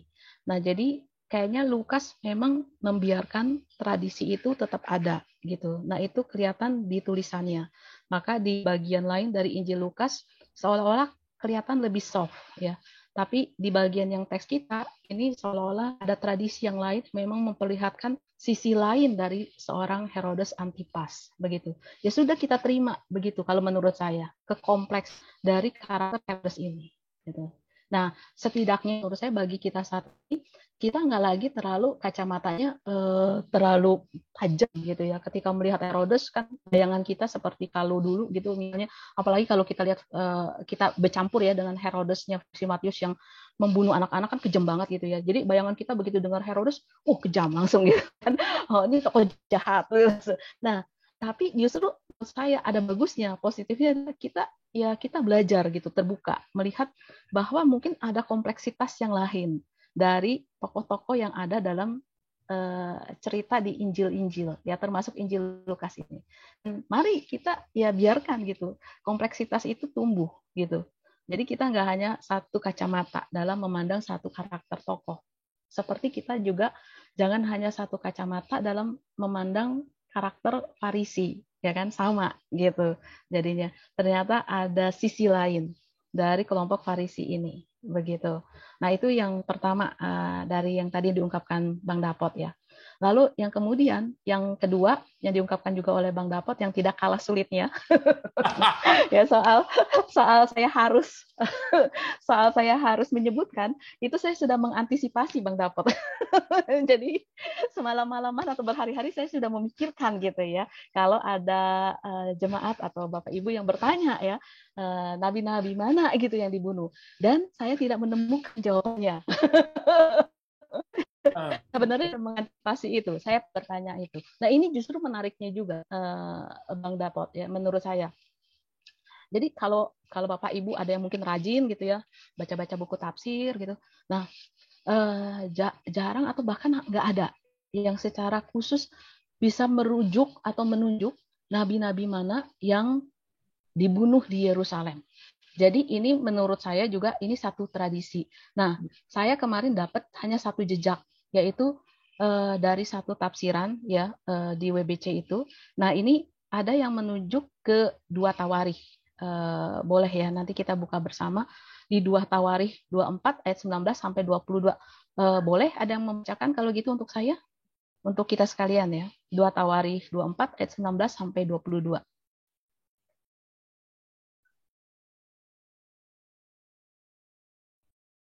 Mungkin bisa dibantu Bang Dapot sendiri kalau begitu ya. Minta bantuan Bang Dapot coba. 2 Tawarikh 24 ayat 19 sampai 22.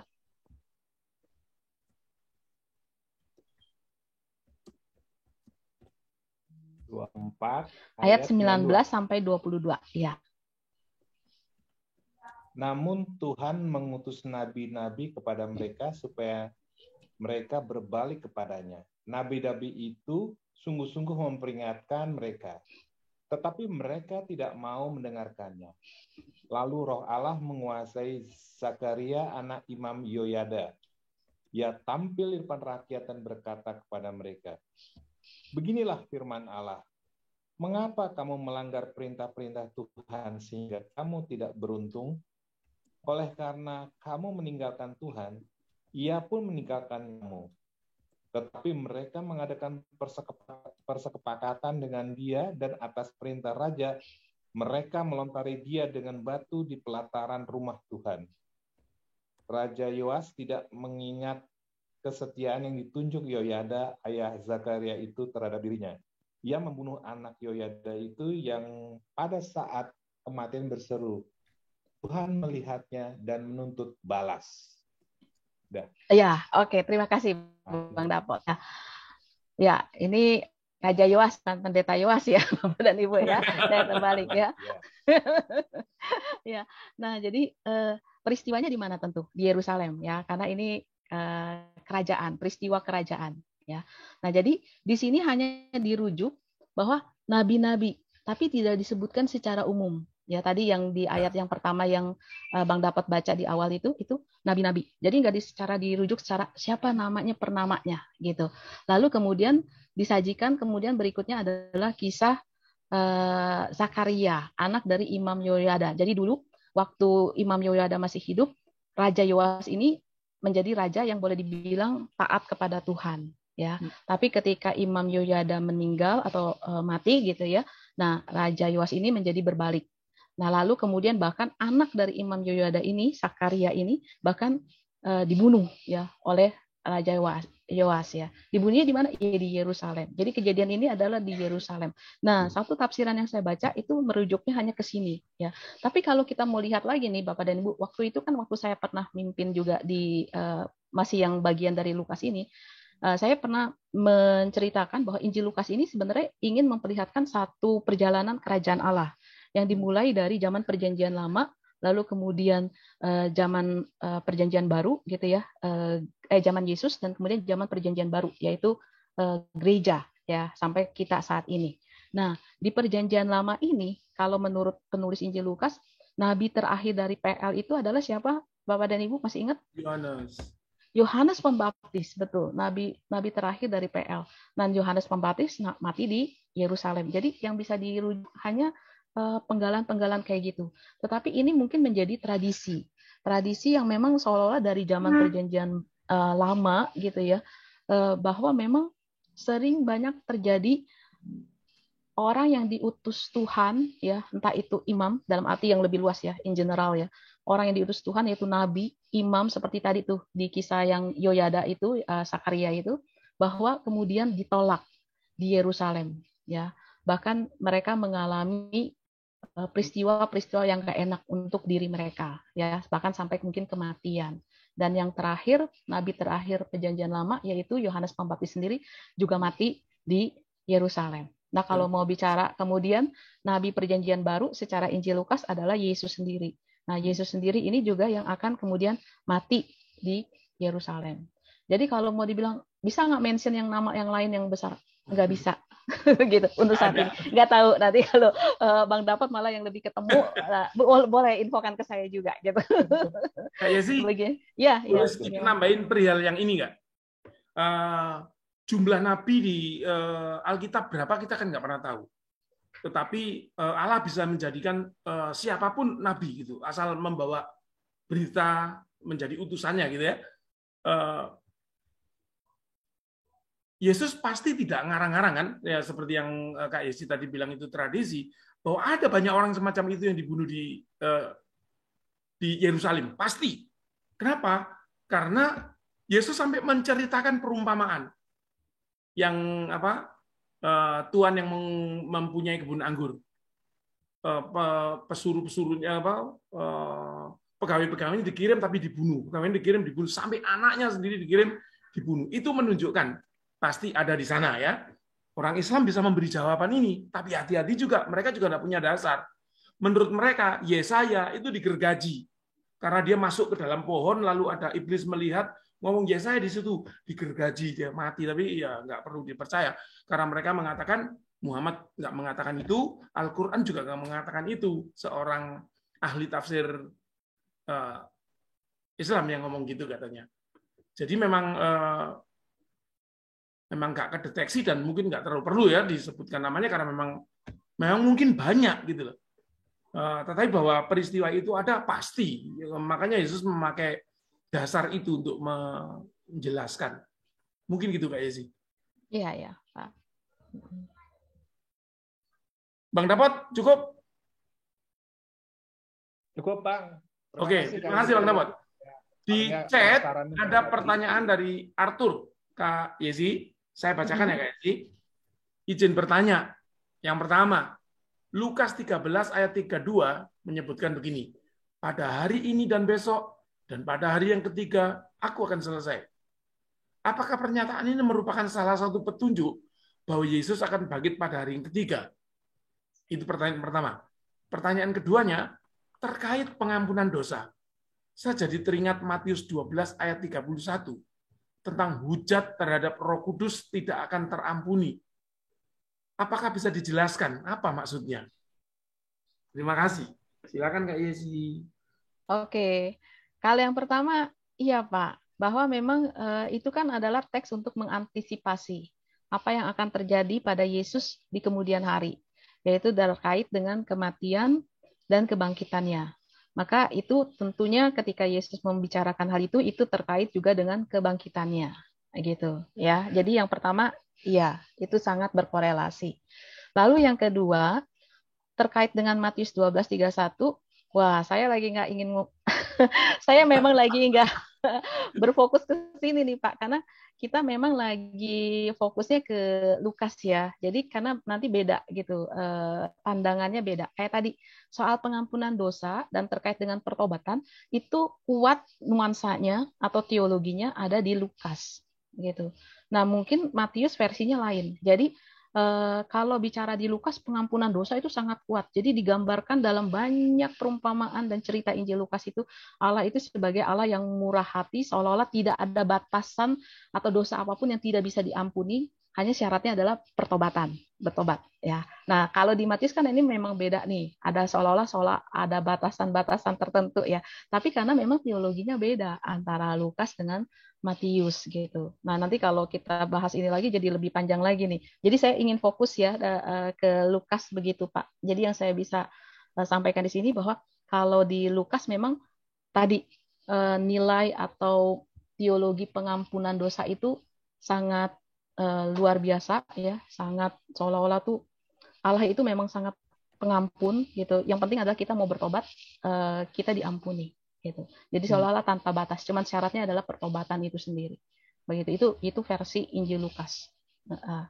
Begitu mungkin Pak Jarwo. Oke, terima kasih Kak Yesi. Begitu ya, Henry. Ya, Pak Yosef silakan. Oh ya, terima kasih Pak Jarwo, terima kasih Ibu Yesi. Ya Pak.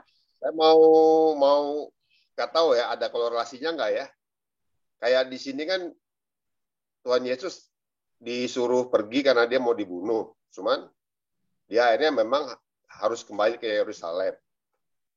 Dan kita tahu bahwa Yesus memang mati di kayu salib di Yerusalem. Bisa nggak ini dibilang sebagai martir ya, gitu kan? Karena kita tahu murid-murid Yesus yang militan-militan, mereka matinya sadis-sadis, tragis gitu ya. Tapi nggak ada di Alkitab ya, gitu kan? Mereka apa bisa dibilang sebagai martir? Nah, pertanyaan lagi, relevan nggak zaman sekarang apa zaman now ini yang namanya martir itu? Itu aja. Terima kasih. Terima kasih Pak Ya. Yosef. Silakan Kak Yesi. Kalau dibilang apakah Yesus sebagai martir? Iya. Yesus adalah martir. Betul. Menurut saya. Jadi orang yang diutus Allah, ya, tetapi juga yang dibunuh. Jadi orang yang diutus Allah yang dibunuh, gitu. Itu martir. Martir Terus, orang yang dibunuh karena kepercayaannya. iya. Definisinya begitu ya. Lalu kalau ditanya relevan nggak? Nah, saya malah ingin juga bertanya nih kepada Bapak Ibu. Kalau menurut Bapak Ibu sendiri, justru saya sangat tertarik di sini. Tadi ya, malah ini terkait juga dengan refleksi-refleksi yang tadi saya sempat ajukan ya. Relevan nggak? Mungkin nggak harus Pak Yosef juga yang jawab ya. Boleh yang lain yang jawab juga gitu. Kira-kira relevan nggak bahwa kemartiran itu masih ada atau untuk zaman saat ini? Saya nggak bisa jawab. Nggak apa-apa Pak. Karena itu kalau kita lihat dari murid-murid Yesus, ya mereka memang jadi muridnya militan ya, sampai pergi kemana-mana, sampai ada yang digoreng lah di ini kan. Nah, tapi nggak tahu kira-kira berapa ratus tahun itu kemudian mungkin ada martir-martir lain. Saya juga nggak begitu paham. Saya hanya tahu yang dari Alkitab aja. Dan apa kalau itu memang dibilang martir ya, saya juga nggak tahu. Karena tadi kan Pak Jarwo bilang martir itu dia mati karena dia merasa benar, dia punya keyakinannya. Enggak, orang yang dibunuh karena keyakinannya kok merasa benar. Dibunuh karena keyakinannya, maksudnya itu. Iya, selain murid Yesus tentu ada banyak martir lain ya Pak, karena kan sejarah gereja dari murid Yesus terus berkembang gitu ya. Kita lihat itu zaman kekaisaran, ya katakanlah salah satu contoh kita ambil Kaisar Nero aja ya. Oh itu berapa banyak martir yang jadi korban ya, dalam arti tentu kebiadaban Nero ya. Dan setelah itu juga masih terus banyak terjadi. Kan sampai ke yang makin tahun-tahun dekat kita misalnya gitu, katakanlah zaman-zaman misalnya ya sejarah gereja, bapak-bapak gereja, ya kan? Nah, itu juga banyak ya. Misalnya salah satunya yang contoh cerita terkenal kan Bapak Gereja Polikarpus gitu ya, yang mati dibakar gitu ya. Dan banyak ketika juga terjadi pertentangan antara di dalam kekristenan itu sendiri waktu zaman reformasi, nah itu juga banyak ya yang mati dibakar, mati secara ya dilakukan dengan cara-cara yang kejam. Jadi menurut saya ya mereka martir ya pada dirinya sendiri gitu ya, dengan keyakinan mereka rela mengorbankan nyawa. Nah, relevan nggak? Kadang ini juga saya sendiri bertanya ya kepada diri saya sendiri. Kalau refleksi saya sih, ketika saya bertanya apakah masih bisa ya, apakah masih relevan? Ya ini saya ya, ini hasil dari perenungan saya sendiri ya. Mungkin berbeda dengan Bapak Ibu. Saya jangan-jangan ini merupakan lahir atau berangkat dari ketakutan saya. Ketika saya bertanya itu ya, bisa nggak ya gitu ya, atau relevan nggak ya? Ada korelasinya? Jangan-jangan itu berangkat dari kekhawatiran saya, ketakutan saya, ya akan harga yang harus saya bayar. Ketika saya mengatakan, ya saya ingin mengikuti Yesus. Jadi kayak tadi di Injil Lukas itu, Lukas emang nggak main-main. Jadi dalam soal kepemuritan, dalam soal siapa yang ingin masuk ke dalam kerajaan Allah, tantangannya berat. Jadi agak ngeri sebenarnya. Menurut saya sih ya, baca Injil Lukas itu agak ngeri. Ngeri dalam arti kata tantangan yang dia berikan kepada kita, gitu. Nah, terkadang ketika saya juga mengatakan pada diri saya, duh apa iya ya, mesti harus kayak gini gitu. Nah, jangan-jangan itu berangkat dari kata saya. Kalau saya berpikir lebih jauh ya, akan harga yang harus saya bayar. Ya, jangankan misalnya sampai mati nih Bapak dan Ibu ya. Ya. Ini saya mungkin harus mengorbankan uang sedikit aja, bisa juga saya mikir berapa kali misalnya gitu ya. Misalnya ini untungnya buat saya apa ya gitu ya. Kalau saya harus berjerih lelah seperti ini misalnya, ya kan? Misalnya atau harus saya misalnya apa ya berbuat baik ke orang atau harus saya mengabarkan Injil gitu ya. Nah, ini apa ya untungnya buat saya ya? Kok saya dapat banyak ruginya ya, saya menghitung untung rugi ya kan. Jadi jangan-jangan ya saya sendiri takut untuk membayar harga gitu dari kepemuritan itu, dan itu juga yang membuat saya seolah-olah mencari pembenaran ya, mencari pembenaran ya zaman sekarang masa seperti harus martir ya, lalu kemudian kita ya kita kan bisa martir dalam bentuk yang lain misalnya gitu ya, ya kita merasionalisasi hal itu. Mungkin bisa jadi karena sebenarnya saya gitu atau kita tuh takut gitu terhadap harga yang harus dibayar. Ya itu mestinya, makanya saya bilang itu yang harus selalu kita refleksikan kembali ke dalam diri kita. Ya. Seberapa jauh ketika kita menyatakan diri mengikut Yesus, kita berani membayar harganya. Seberapa jauh? Seberapa besar harga yang mau kita bayar? Ya nggak bisa dijawab lewat Pati Bulung ini tentunya. Itu pertanyaan seumur hidup Bapak Ibu selama menjadi pengikut Yesus ya. Kecuali udah nggak jadi pengikut Yesus, nah terbebas dari pertanyaan itu. Oke, silakan. Ya, terima kasih Kak Yesi. Itu Pak Joseph mungkin ya, Pak Joseph ya. Demikian Pak Joseph. Bapak Ibu yang lain silakan.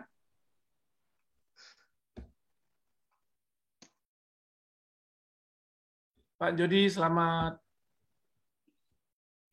jalan. Selamat apa Pak Jody? Selamat malam, sorry.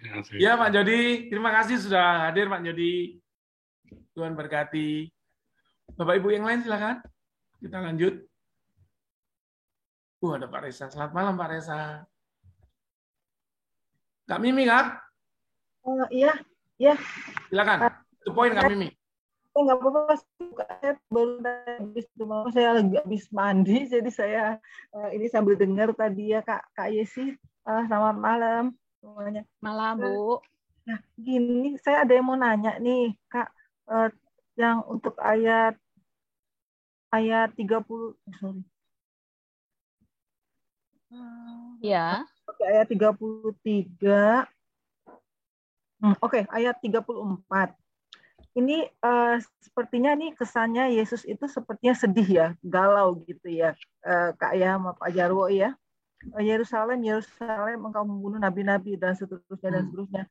Saya pengen tahu sebenarnya kenapa waktu Yesus ini mengeluhkan tentang Yerusalem ini, dia tuh sebenarnya berbicara dengan siapa ya?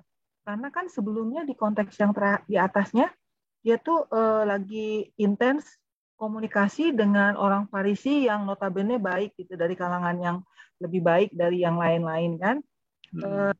Ngomongnya ke siapa Tuhan Yesusnya, dan konteksnya ini kenapa kok Yesus misalnya dia lagi bicara dengan orang Farisi, dia nyinggung soal Yerusalem, di mana pastinya kan orang Farisi ini nggak begitu banyak tahu, karena kan waktu ngomong ini si Tuhan Yesus dalam perjalanan menuju Yerusalem, dia di Galilea bukan ya Pak ya? Ya Kak, enggak, ya? mungkin di Perea, mungkin di Perea. Oke, di Perea. Berarti Perea itu di mananya Galilea? Bentar ya, saya tunjukkan ya. Saya tadi nunjukin itu. Iya. Nah, itu tuh. Galilea itu ungu yang ini, Perea itu ungu yang ini. Kedua-duanya sama-sama wilayah kekuasaannya Herodes Antipas. Tadi Kak Yesi kan bilang, dia kan tidak di Galilea, kenapa disuruh pergi? Ya, karena di sini. Oke. Ya, oke, tadi itu loh Kak Yesi, yang pertanyaan saya itu kenapa Yesus tuh galau, dia sepertinya dia mengeluhkan apa tentang Yerusalem gitu ya. Dan dia tuh sebenarnya konteksnya tuh dia bicara ke siapa? Apakah dia bicara dengan orang Farisi, apakah dengan murid-muridnya dia yang ada beserta dia dengan dia saat itu gitu loh.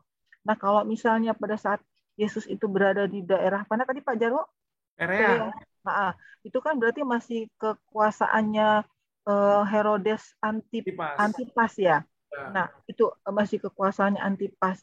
Nah, bukannya saya waktu Herodes Antipas itu kan dia orangnya kan agak nggak konsisten ya, yang tadi seperti Pak Jarwo bilang ya, dimana saat dia pengen ketemu Yesus, Kak Yesi, dimana dia pengen ketemu dengan Yesus, dia senang banget, tapi di satu sisi dia tuh pernah dia melakukan pembunuhan kan, pemenggalan kepala Yohanes kan, oleh karena Herodias.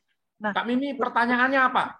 Jadi saya mau tanya gini, Pak. Itu pertanyaan saya, dia tuh pertama dia ngomong dengan siapa? Ngomong sama siapa gitu ya? Nah, yang kedua, apakah Herodes Antipas ini dia juga bukannya yang membunuh Tuhan Yesus juga maksudnya setelah ke Pontius Pilatus. Jadi dia diserahkan ke Yesus kan diserahkan ke Yohanes ke Herodes Antipas, terus Antipas serahin lagi ke si Pontius Pilatus, terus balikin lagi ke dia atau begitu ya? Enggak. Selesai di Pontius Pilatus. Oke, ya. Tapi apakah memang konteksnya pada saat di Yerusalem itu juga, pada saat Yesus disalib itu mau dihukum itu sama juga nggak sama Herodes Antipas juga? Karena saya pengen tahu aja gitu loh, Kak Yesi. Apa sama nggak itu rajanya yang di Yerusalem? Herodes Antipas. Sorry, saya pengen tahu, ingin belajar. Iya, nggak apa-apa, Bu. Jadi kalau dari yang kedua dulu ya, Bu. Jadi kalau dibilang sama nggak? Sama, Bu. Makanya jadi. Tapi sorry Kak Yesi, Herodes Antipas bukan penguasa Yerusalem. Dia kebetulan ke Yerusalem. Nah, ke Yerusalem. Nah, sama Pontius Pilatus digunakan karena mereka berdua ini bermusuhan kan. Digunakan untuk berdamai. Yesus dikirim ke sana seolah-olah menghormati Herodes Antipas kan. Tapi Herodes Antipas menganggap itu bukan jatahnya gitu. Dia cuma berharap ingin Yesus membuat keajaiban, membuat mukjizat, tapi Yesus ternyata diem aja gitu. Balikin. Iya. Kan itu wilayah Yerusalem kan pasti lebih besar ya Pak Jawa ya. Yang saya nggak sebut itu Herodes Agung ya. Hanya Herodes Agung yang lebih berkuasa kan pada saat itu di wilayah yang lebih besar kan. Nah, karena Herodes Antipas itu anak dari Herodes Agung gitu tadi saya tangkap. Ya berarti kan wilayah Herodes itu lebih besar, tapi kenapa kok dia bisa sampai ke sana gitu loh, Bu Yesi? Pertanyaannya jadi ruwet. Saya jelasin aja ya tentang kekuasaan Herodes Agung. Kekuasaan Herodes Agung ini mulai dari sini sampai sini nih. Nah, oke. Lalu pada waktu dia mati dibagikanlah itu kepada anaknya. Herodes Filipus dapat ini. Herodes Antipas dapat ini dan ini, Herodes Arkelaus dapat ini. Ya? Belum kelihatan share-nya. Masa? Halo? Kok belum kelihatan ya? Sebentar belum tampil Pak Jarwo. Oh, pantesan. Kok bisa begitu sih? Sebentar ya, bersabar ya. Itu dia. Share. Sekarang sudah kelihatan? Nah, ini Herodes Agung itu adalah pemegang wilayah ini. Lihat nih, panah yang berjalan ini. Nah, ya, itu. Terus kemudian pada waktu dia mati, yang hijau-hijau bukan, itu daerah Romawi sendiri. Pada waktu dia mati, daerahnya dibagi. Yang merah ini kepada anaknya yang pertama, Arkelaus, Herodes Arkelaus. Anaknya yang kedua, Herodes Antipas, dapat yang ungu ini, Galilea dan Perea. Anaknya yang ketiga, Herodes Filipus, itu dapat yang coklat ini. Nah, yang orange, dua kecil ini, dibagikan kepada saudara perempuannya. Nah, Arkelaus itu nggak terlalu lama, karena dia konyol banget lah. Terus dibuang, daerah yang merah ini diberikan ke Pontius Pilatus, dijadikan wilayah Romawi, dipegang oleh orang-orang Romawi. Pada zaman Yesus yang menguasai daerah ini adalah Pontius Pilatus. Nah, pada saat Yesus mau disalib, Herodes Antipas itu kebetulan berkunjung ke Yerusalem. Nah, sama Pilatus digunakan kesempatan itu untuk cari pendamaian gitu. Yesus dikirim, padahal nggak perlu sebetulnya, karena tetrark atau penguasa wilayah itu nggak berhak menentukan mati hidupnya warga. Hanya pemerintah Romawi yang berhak. Makanya Pontius Pilatus yang ya udah salibkan itu di sana gitu. Itu penjelasannya. Iya, saya pertanyaan saya sama ya Pak ya itunya ya. Orangnya Herodes Antipas itu sama. Oke. Yang pertama tadi belum dijawab Bu Yesi. Iya Kak Yesi, silakan sekarang yang pertama. Tadi Kak Yesi pengen jawab sama gitu aja kok sebetulnya. Iya, Silakan, ya. Kak Yesi. Jadi tadi yang kalau soal Herodes Antipas sudah jelas ya Bu. Jadi itu sebenarnya orang yang sama gitu. Ya walaupun memang tadi seperti yang disampaikan oleh Pak Jarwo bukan di wilayah kekuasaannya waktu yang di Yerusalem. Ya. Ya, lalu yang pertama itu, nah kalau bicara dengan konteksnya Lukas, jadi kan itu Yesus saat itu lagi mengajar ya, mengajar orang banyak, termasuk di dalamnya juga ada pengikut-pengikutnya yaitu para murid. Lalu kemudian orang Farisi datang ya, memberitahukan soal tadi itu ya peringatan-peringatan itu tentang Herodes dan sebagainya. Nah, itu di situ juga ada banyak orang, berarti ada Farisi, ada pengikut Yesus, ada orang banyak lainnya. Dan jadi konteksnya adalah seperti itu Bu, settingnya ya. Namun ketika memang merujuk kepada tadi ungkapan Yesus tentang keluhan terhadap Yerusalem, nah di awal memang dia lagi dalam rangka menanggapi orang Farisi.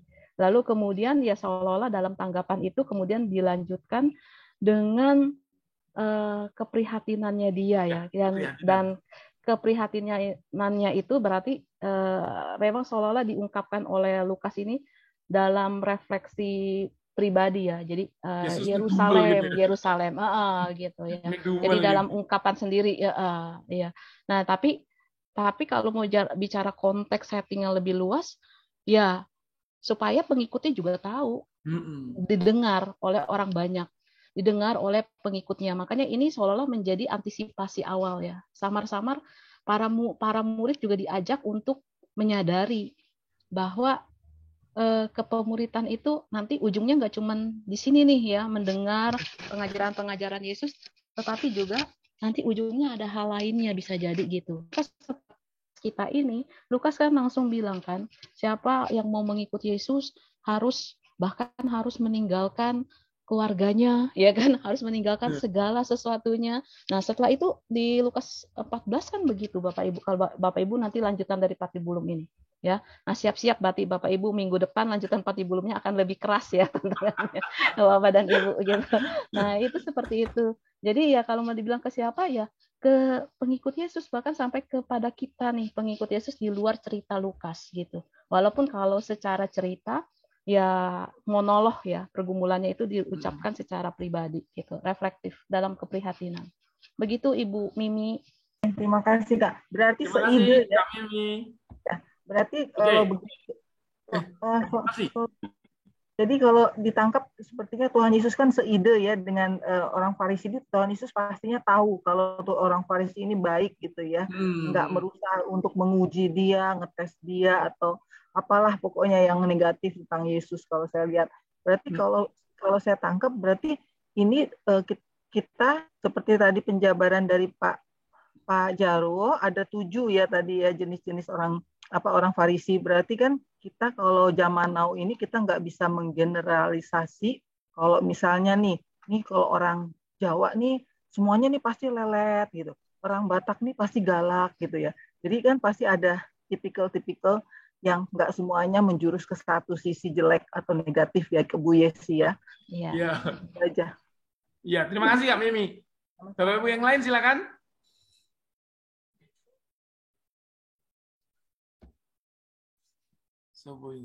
Kak Ferry? Ada yang lain. Oh, Pak Bibit, silakan Pak Bibit. Oke, terima kasih Pak Jarwo, Bu. Ya. Tadi disebut bahwa Yesus itu nabi juga ya. Karena nabi semua dibunuh di Yerusalem. Seolah-olah Yesus mengatakan bahwa dia juga nabi ya. Barangkali yang saya tangkap itu ya. Padahal dia mungkin lebih daripada nabi, anak Allah. Yang saya tanya, nabi zaman Perjanjian Lama banyak disebut nabi palsu. Ya. Apa nabi palsu itu nabi agama atau utusan Allah? Sebab kalau agama berarti nabi palsu itu apa? Apa dari agama lain atau agama yang orang Nasrani cuman ajarannya sesat gitu? Jadi itu pertanyaan pertama. Gitu, Pak. Oh, Jadi tambah. pertanyaan pertama dulu. Iya, Nggak mau langsung. langsung. Oh, iya. Boleh langsung. Kalau Jangan-jangan langsung Kak Yesi nanti juga. menjawabnya bisa jadi satu. Iya, kalau langsung zaman sekarang Nabi itu adalah utusan Allah, ya. Padahal ada juga Nabi yang agamanya lain di luar agama Kristen. Nah itu apa kita sebut Nabi palsu? Padahal itu adalah orang-orang mengakui utusan Allah juga. Jadi apa kita sebut Nabi palsu? Saya kira juga susah juga ya kita. Kalau dia juga Nabi utusan Allah, tentunya juga mengajarkan ajaran-ajaran Allah. Ya. Sehingga kita nggak bisa menolak bahwa agama itu hanya agama saya yang benar, itu saya kira kurang tepat kalau kita mengatakan itu. Bisa ditangkap, Pak, pertanyaan bisa. Kak Yesi juga bisa, makanya senyum-senyum. Oke, monggo. Cukup ya, dua itu Pak Subit. Kak Yesi, monggo. Ya. Terima kasih ya Pak Bibit. Jadi kita bicara yang pertama ini termnya jadi satu dulu nih Pak persepsinya ya. Kita bicara dalam term Kristen gitu ya Pak, di konteks Kristen kita. Ya kalau tadi Pak Bibit sempat bilang soal perjanjian lama, oke kita bicara soal perjanjian lama konteksnya.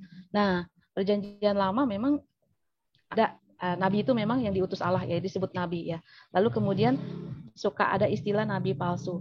Tetapi adalah konteksnya di dalam lingkungan keyahudian itu sendiri, Pak. Ini kan perjanjian lama ya, keyahudian itu sendiri. Jadi di dalam lingkungan keyahudian itu sendiri memang ada yang disebut nabi, ya nabi yang dalam arti yang benar-benar nabi sejati yang diutus Allah tadi, dan ada yang nabi palsu. Nah, pembedanya apa? Kalau di perjanjian lama itu dari firman yang diucapkannya itu, maksudnya bukan dari firman ya, dari kata-kata yang diucapkannya itu adalah bukan memang berasal dari Allah sendiri. Nah, itu yang makanya disebut nabi palsu. Jadi hanya menubuatkan menurut keinginan atau kepentingannya pribadi gitu. Bukan dari maaf. Tapi agamanya bukan agama Nasrani beliau.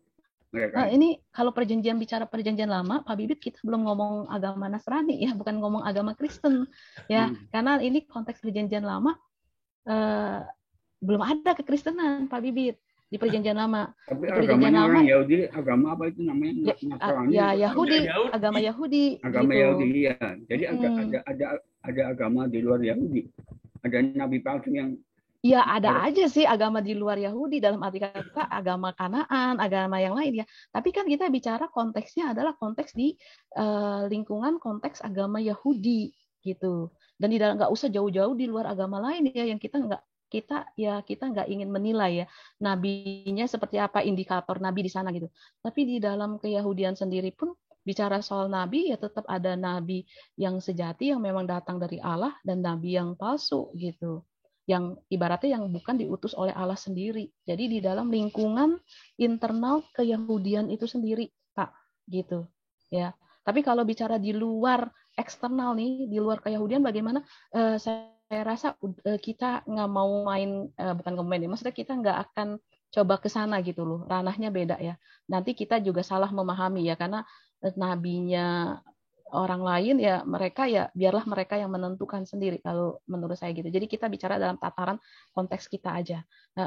Nah kalau di dalam kekristenan ya Yesus itu kalau mau dilihat secara dalam perjanjian baru, Yesus itu ya sebagai nabi ya sebagai imam Pak gitu. Jadi nabi juga ada. Jadi bukan berarti gelar nabi itu melekat dalam diri Yesus Pak. Bukan nggak ada gitu.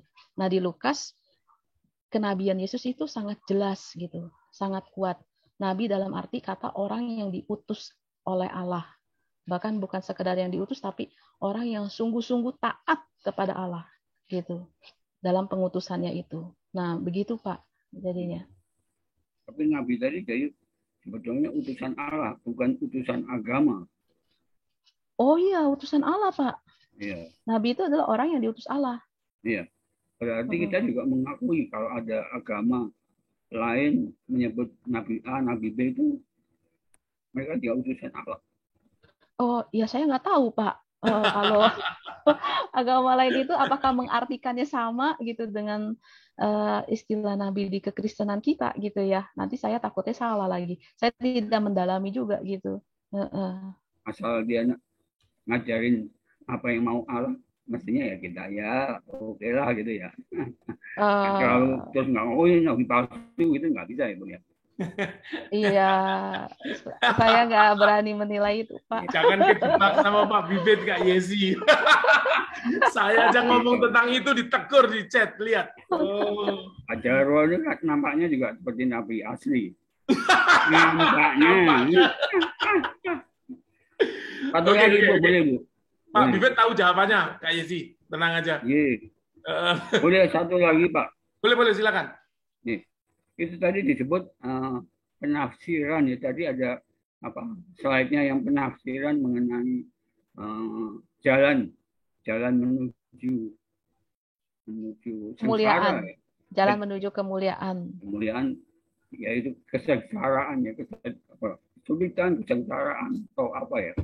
Jadi terus disimpulkan, ditafsirkan bahwa menjadi orang Kristen itu harus berani menghadapi kesengsaraan atau apa itu. Itu penafsirannya ya Bu yang Ibu tadi dilihatkan di slide tadi. Iya. Jalan kemuliaan itu tidak lepas dari jalan salib, Pak. Ya. Salib itu ya sesuatu yang harus kita tanggung, harga yang harus kita bayar terkait kekristenan kita, terkait iman kita kepada Tuhan. Ya, dan ya kalau iman adalah penafsiran ya Bu. Yang kalau tadi kan di judul di atasnya penafsirannya adalah itu tadi jalan salib. Ya, ini semua yang kita lagi ngomongin penafsiran, Pak. PA itu adalah menafsir. Ya. Jadi kalau orang lain menafsirkan yang lain, ya boleh-boleh aja. Seperti sekarang teologi kemakmuran, itu mereka menafsirkan ikut Tuhan Yesus, ikut Kristen. Itu nggak harus sengsara, tapi kita bisa. Ya Pak Bibit, penafsiran tentu boleh beragam, tapi harus ada argumentasi yang mendasar juga, yang bisa dipertanggungjawabkan secara ilmiah, akademis, dan secara teologi tentunya gitu ya. Dari teologi yang memang bisa dipertanggungjawabkan juga, Pak, gitu.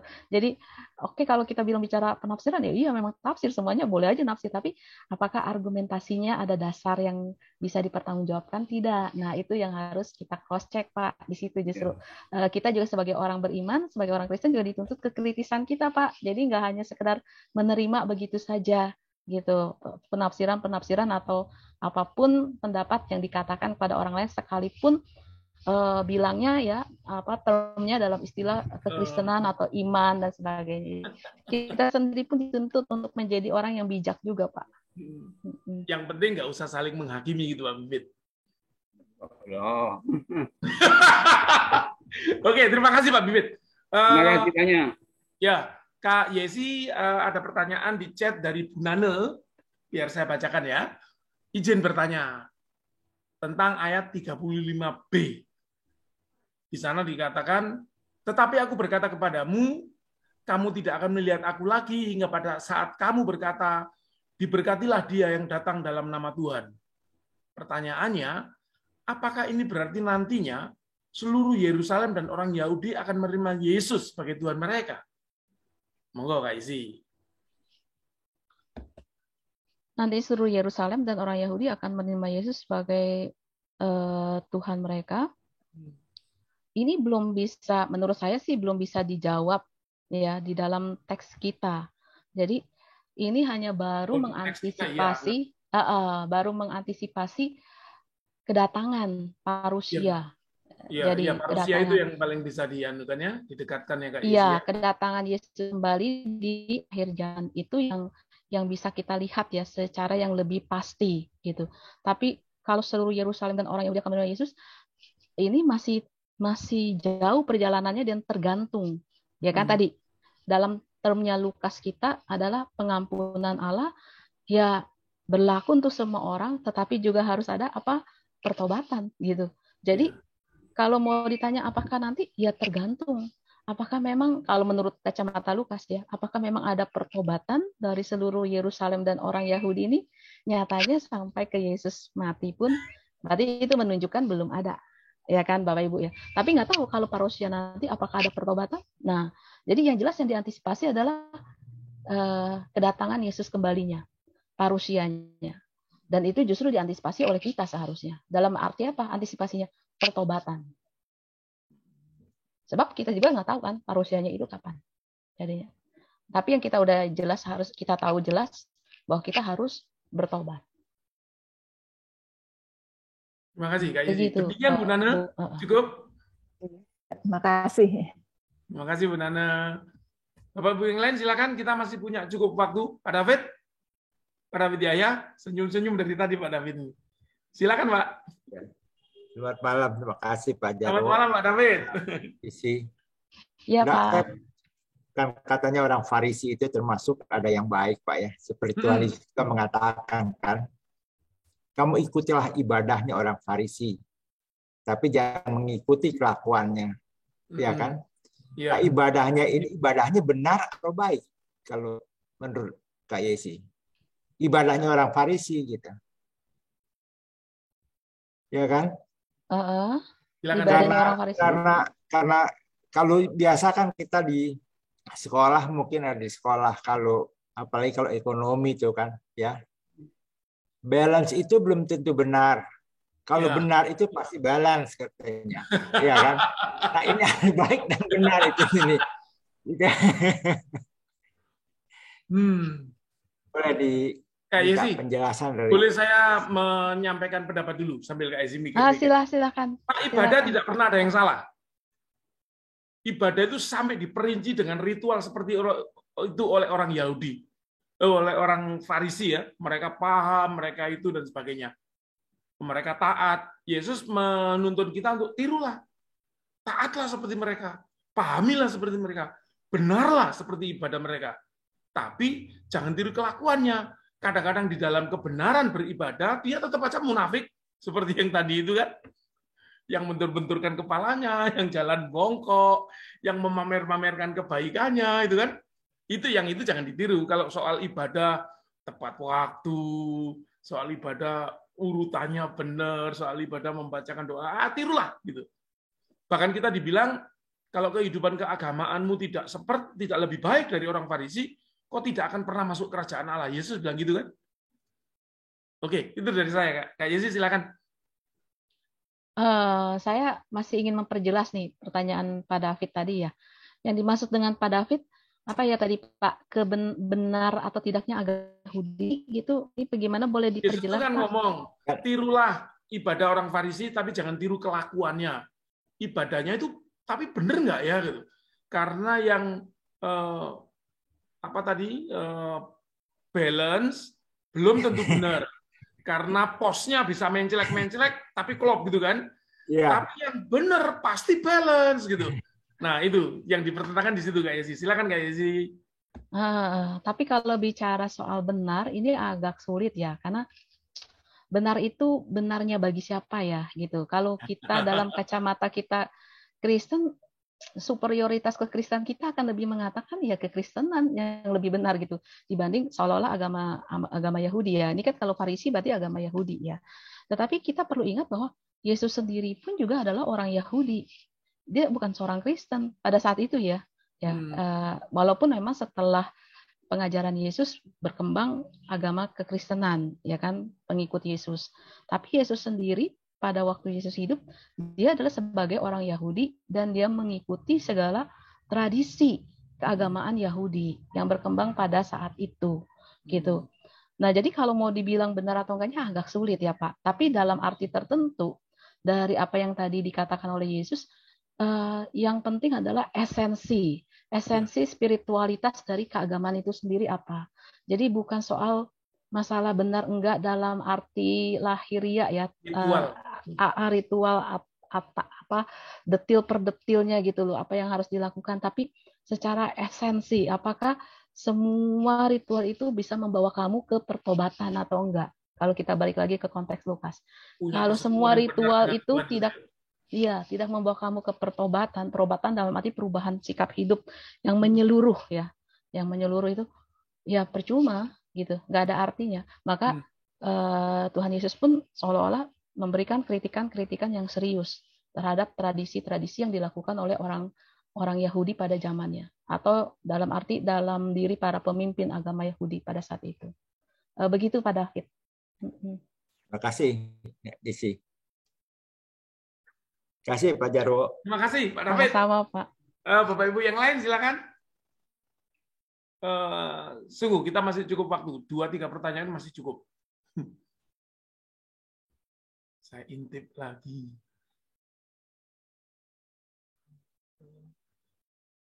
Bu Teresia Basuki, sudah lama sekali tidak terdengar suaranya. Ayo. Adakah pertanyaan Ibu?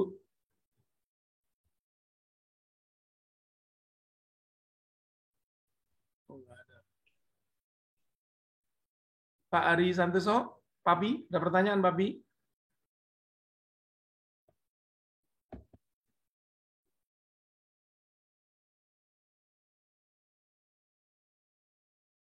Oke, Kak Isi, kalau tidak ada pertanyaan berarti selesai di sini Patibulum kita. Ya, lega gitu ya Pak. Ya, saya ngantuk. Ngantuk. Iya. Ngomong terus ngantuk. Oke, Bapak Ibu, terima kasih untuk kehadirannya di Patibulum malam ini. Terima kasih juga untuk kontribusinya. Terima kasih juga untuk membangkitkan antusias di diskusi kita malam ini. Terima kasih tentunya terutama kepada Kak Yesi yang sudah memimpin kita dan membuka wawasan-wawasan baru. Sebelum kita akhiri, mari kita foto dulu. Mohon berkenan menyalakan videonya. Malam Pak Hermawan.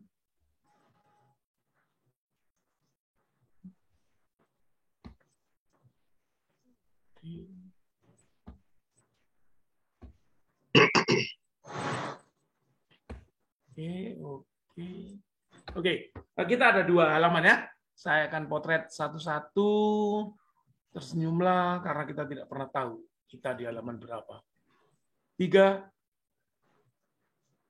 4. Bentar, ini halaman pertama.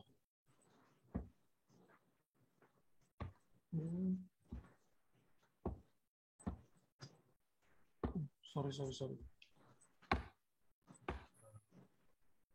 Itu dia. Sekarang saya ke halaman kedua.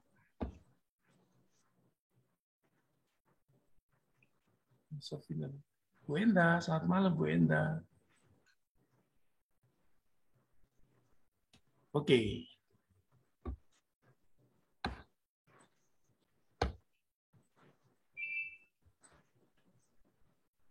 Oke, Bapak Ibu, sesi foto kita selesai. Kita akan menutup acara kita dalam doa. Silakan, siapa tadi? Arthur ini muncul hilang lagi. Bu Endah, pimpin dalam doa penutup Bu Endah. Mari kita bersatu dalam doa. Terima kasih Tuhan untuk penyertaan-Mu di Patibulum. Boleh berjalan dengan penuh hikmat, kami boleh belajar akan sebagian firman-Mu. Berkati kami Tuhan untuk mengerti dan memahami akan firman yang tadi kami pelajari. Bila sebentar kami akan berpisah satu dengan yang lain, Tuhan kiranya Engkau menyertai di setiap istirahat kami malam hari ini. Pertemukan kami kembali di Jumat mendatang ya Bapak. Berkati juga Kak Yesi yang telah memimpin Patibulum ini. Berkati juga Pak Jarwo. Berkati kami semua yang ada di Zoom ini. Di dalam Kristus Yesus kami naikkan doa ini. Amin. Amin. Terima kasih Bu Eka. Terima kasih Kak Yesi. Bapak Ibu semua. Selamat malam. Bersama Pendeta Boni. Selamat malam bersama orang Parisi. Terima kasih. Selamat malam. Bapak Ibu semua sehat selalu ya Bapak Ibu. Amin. Ya,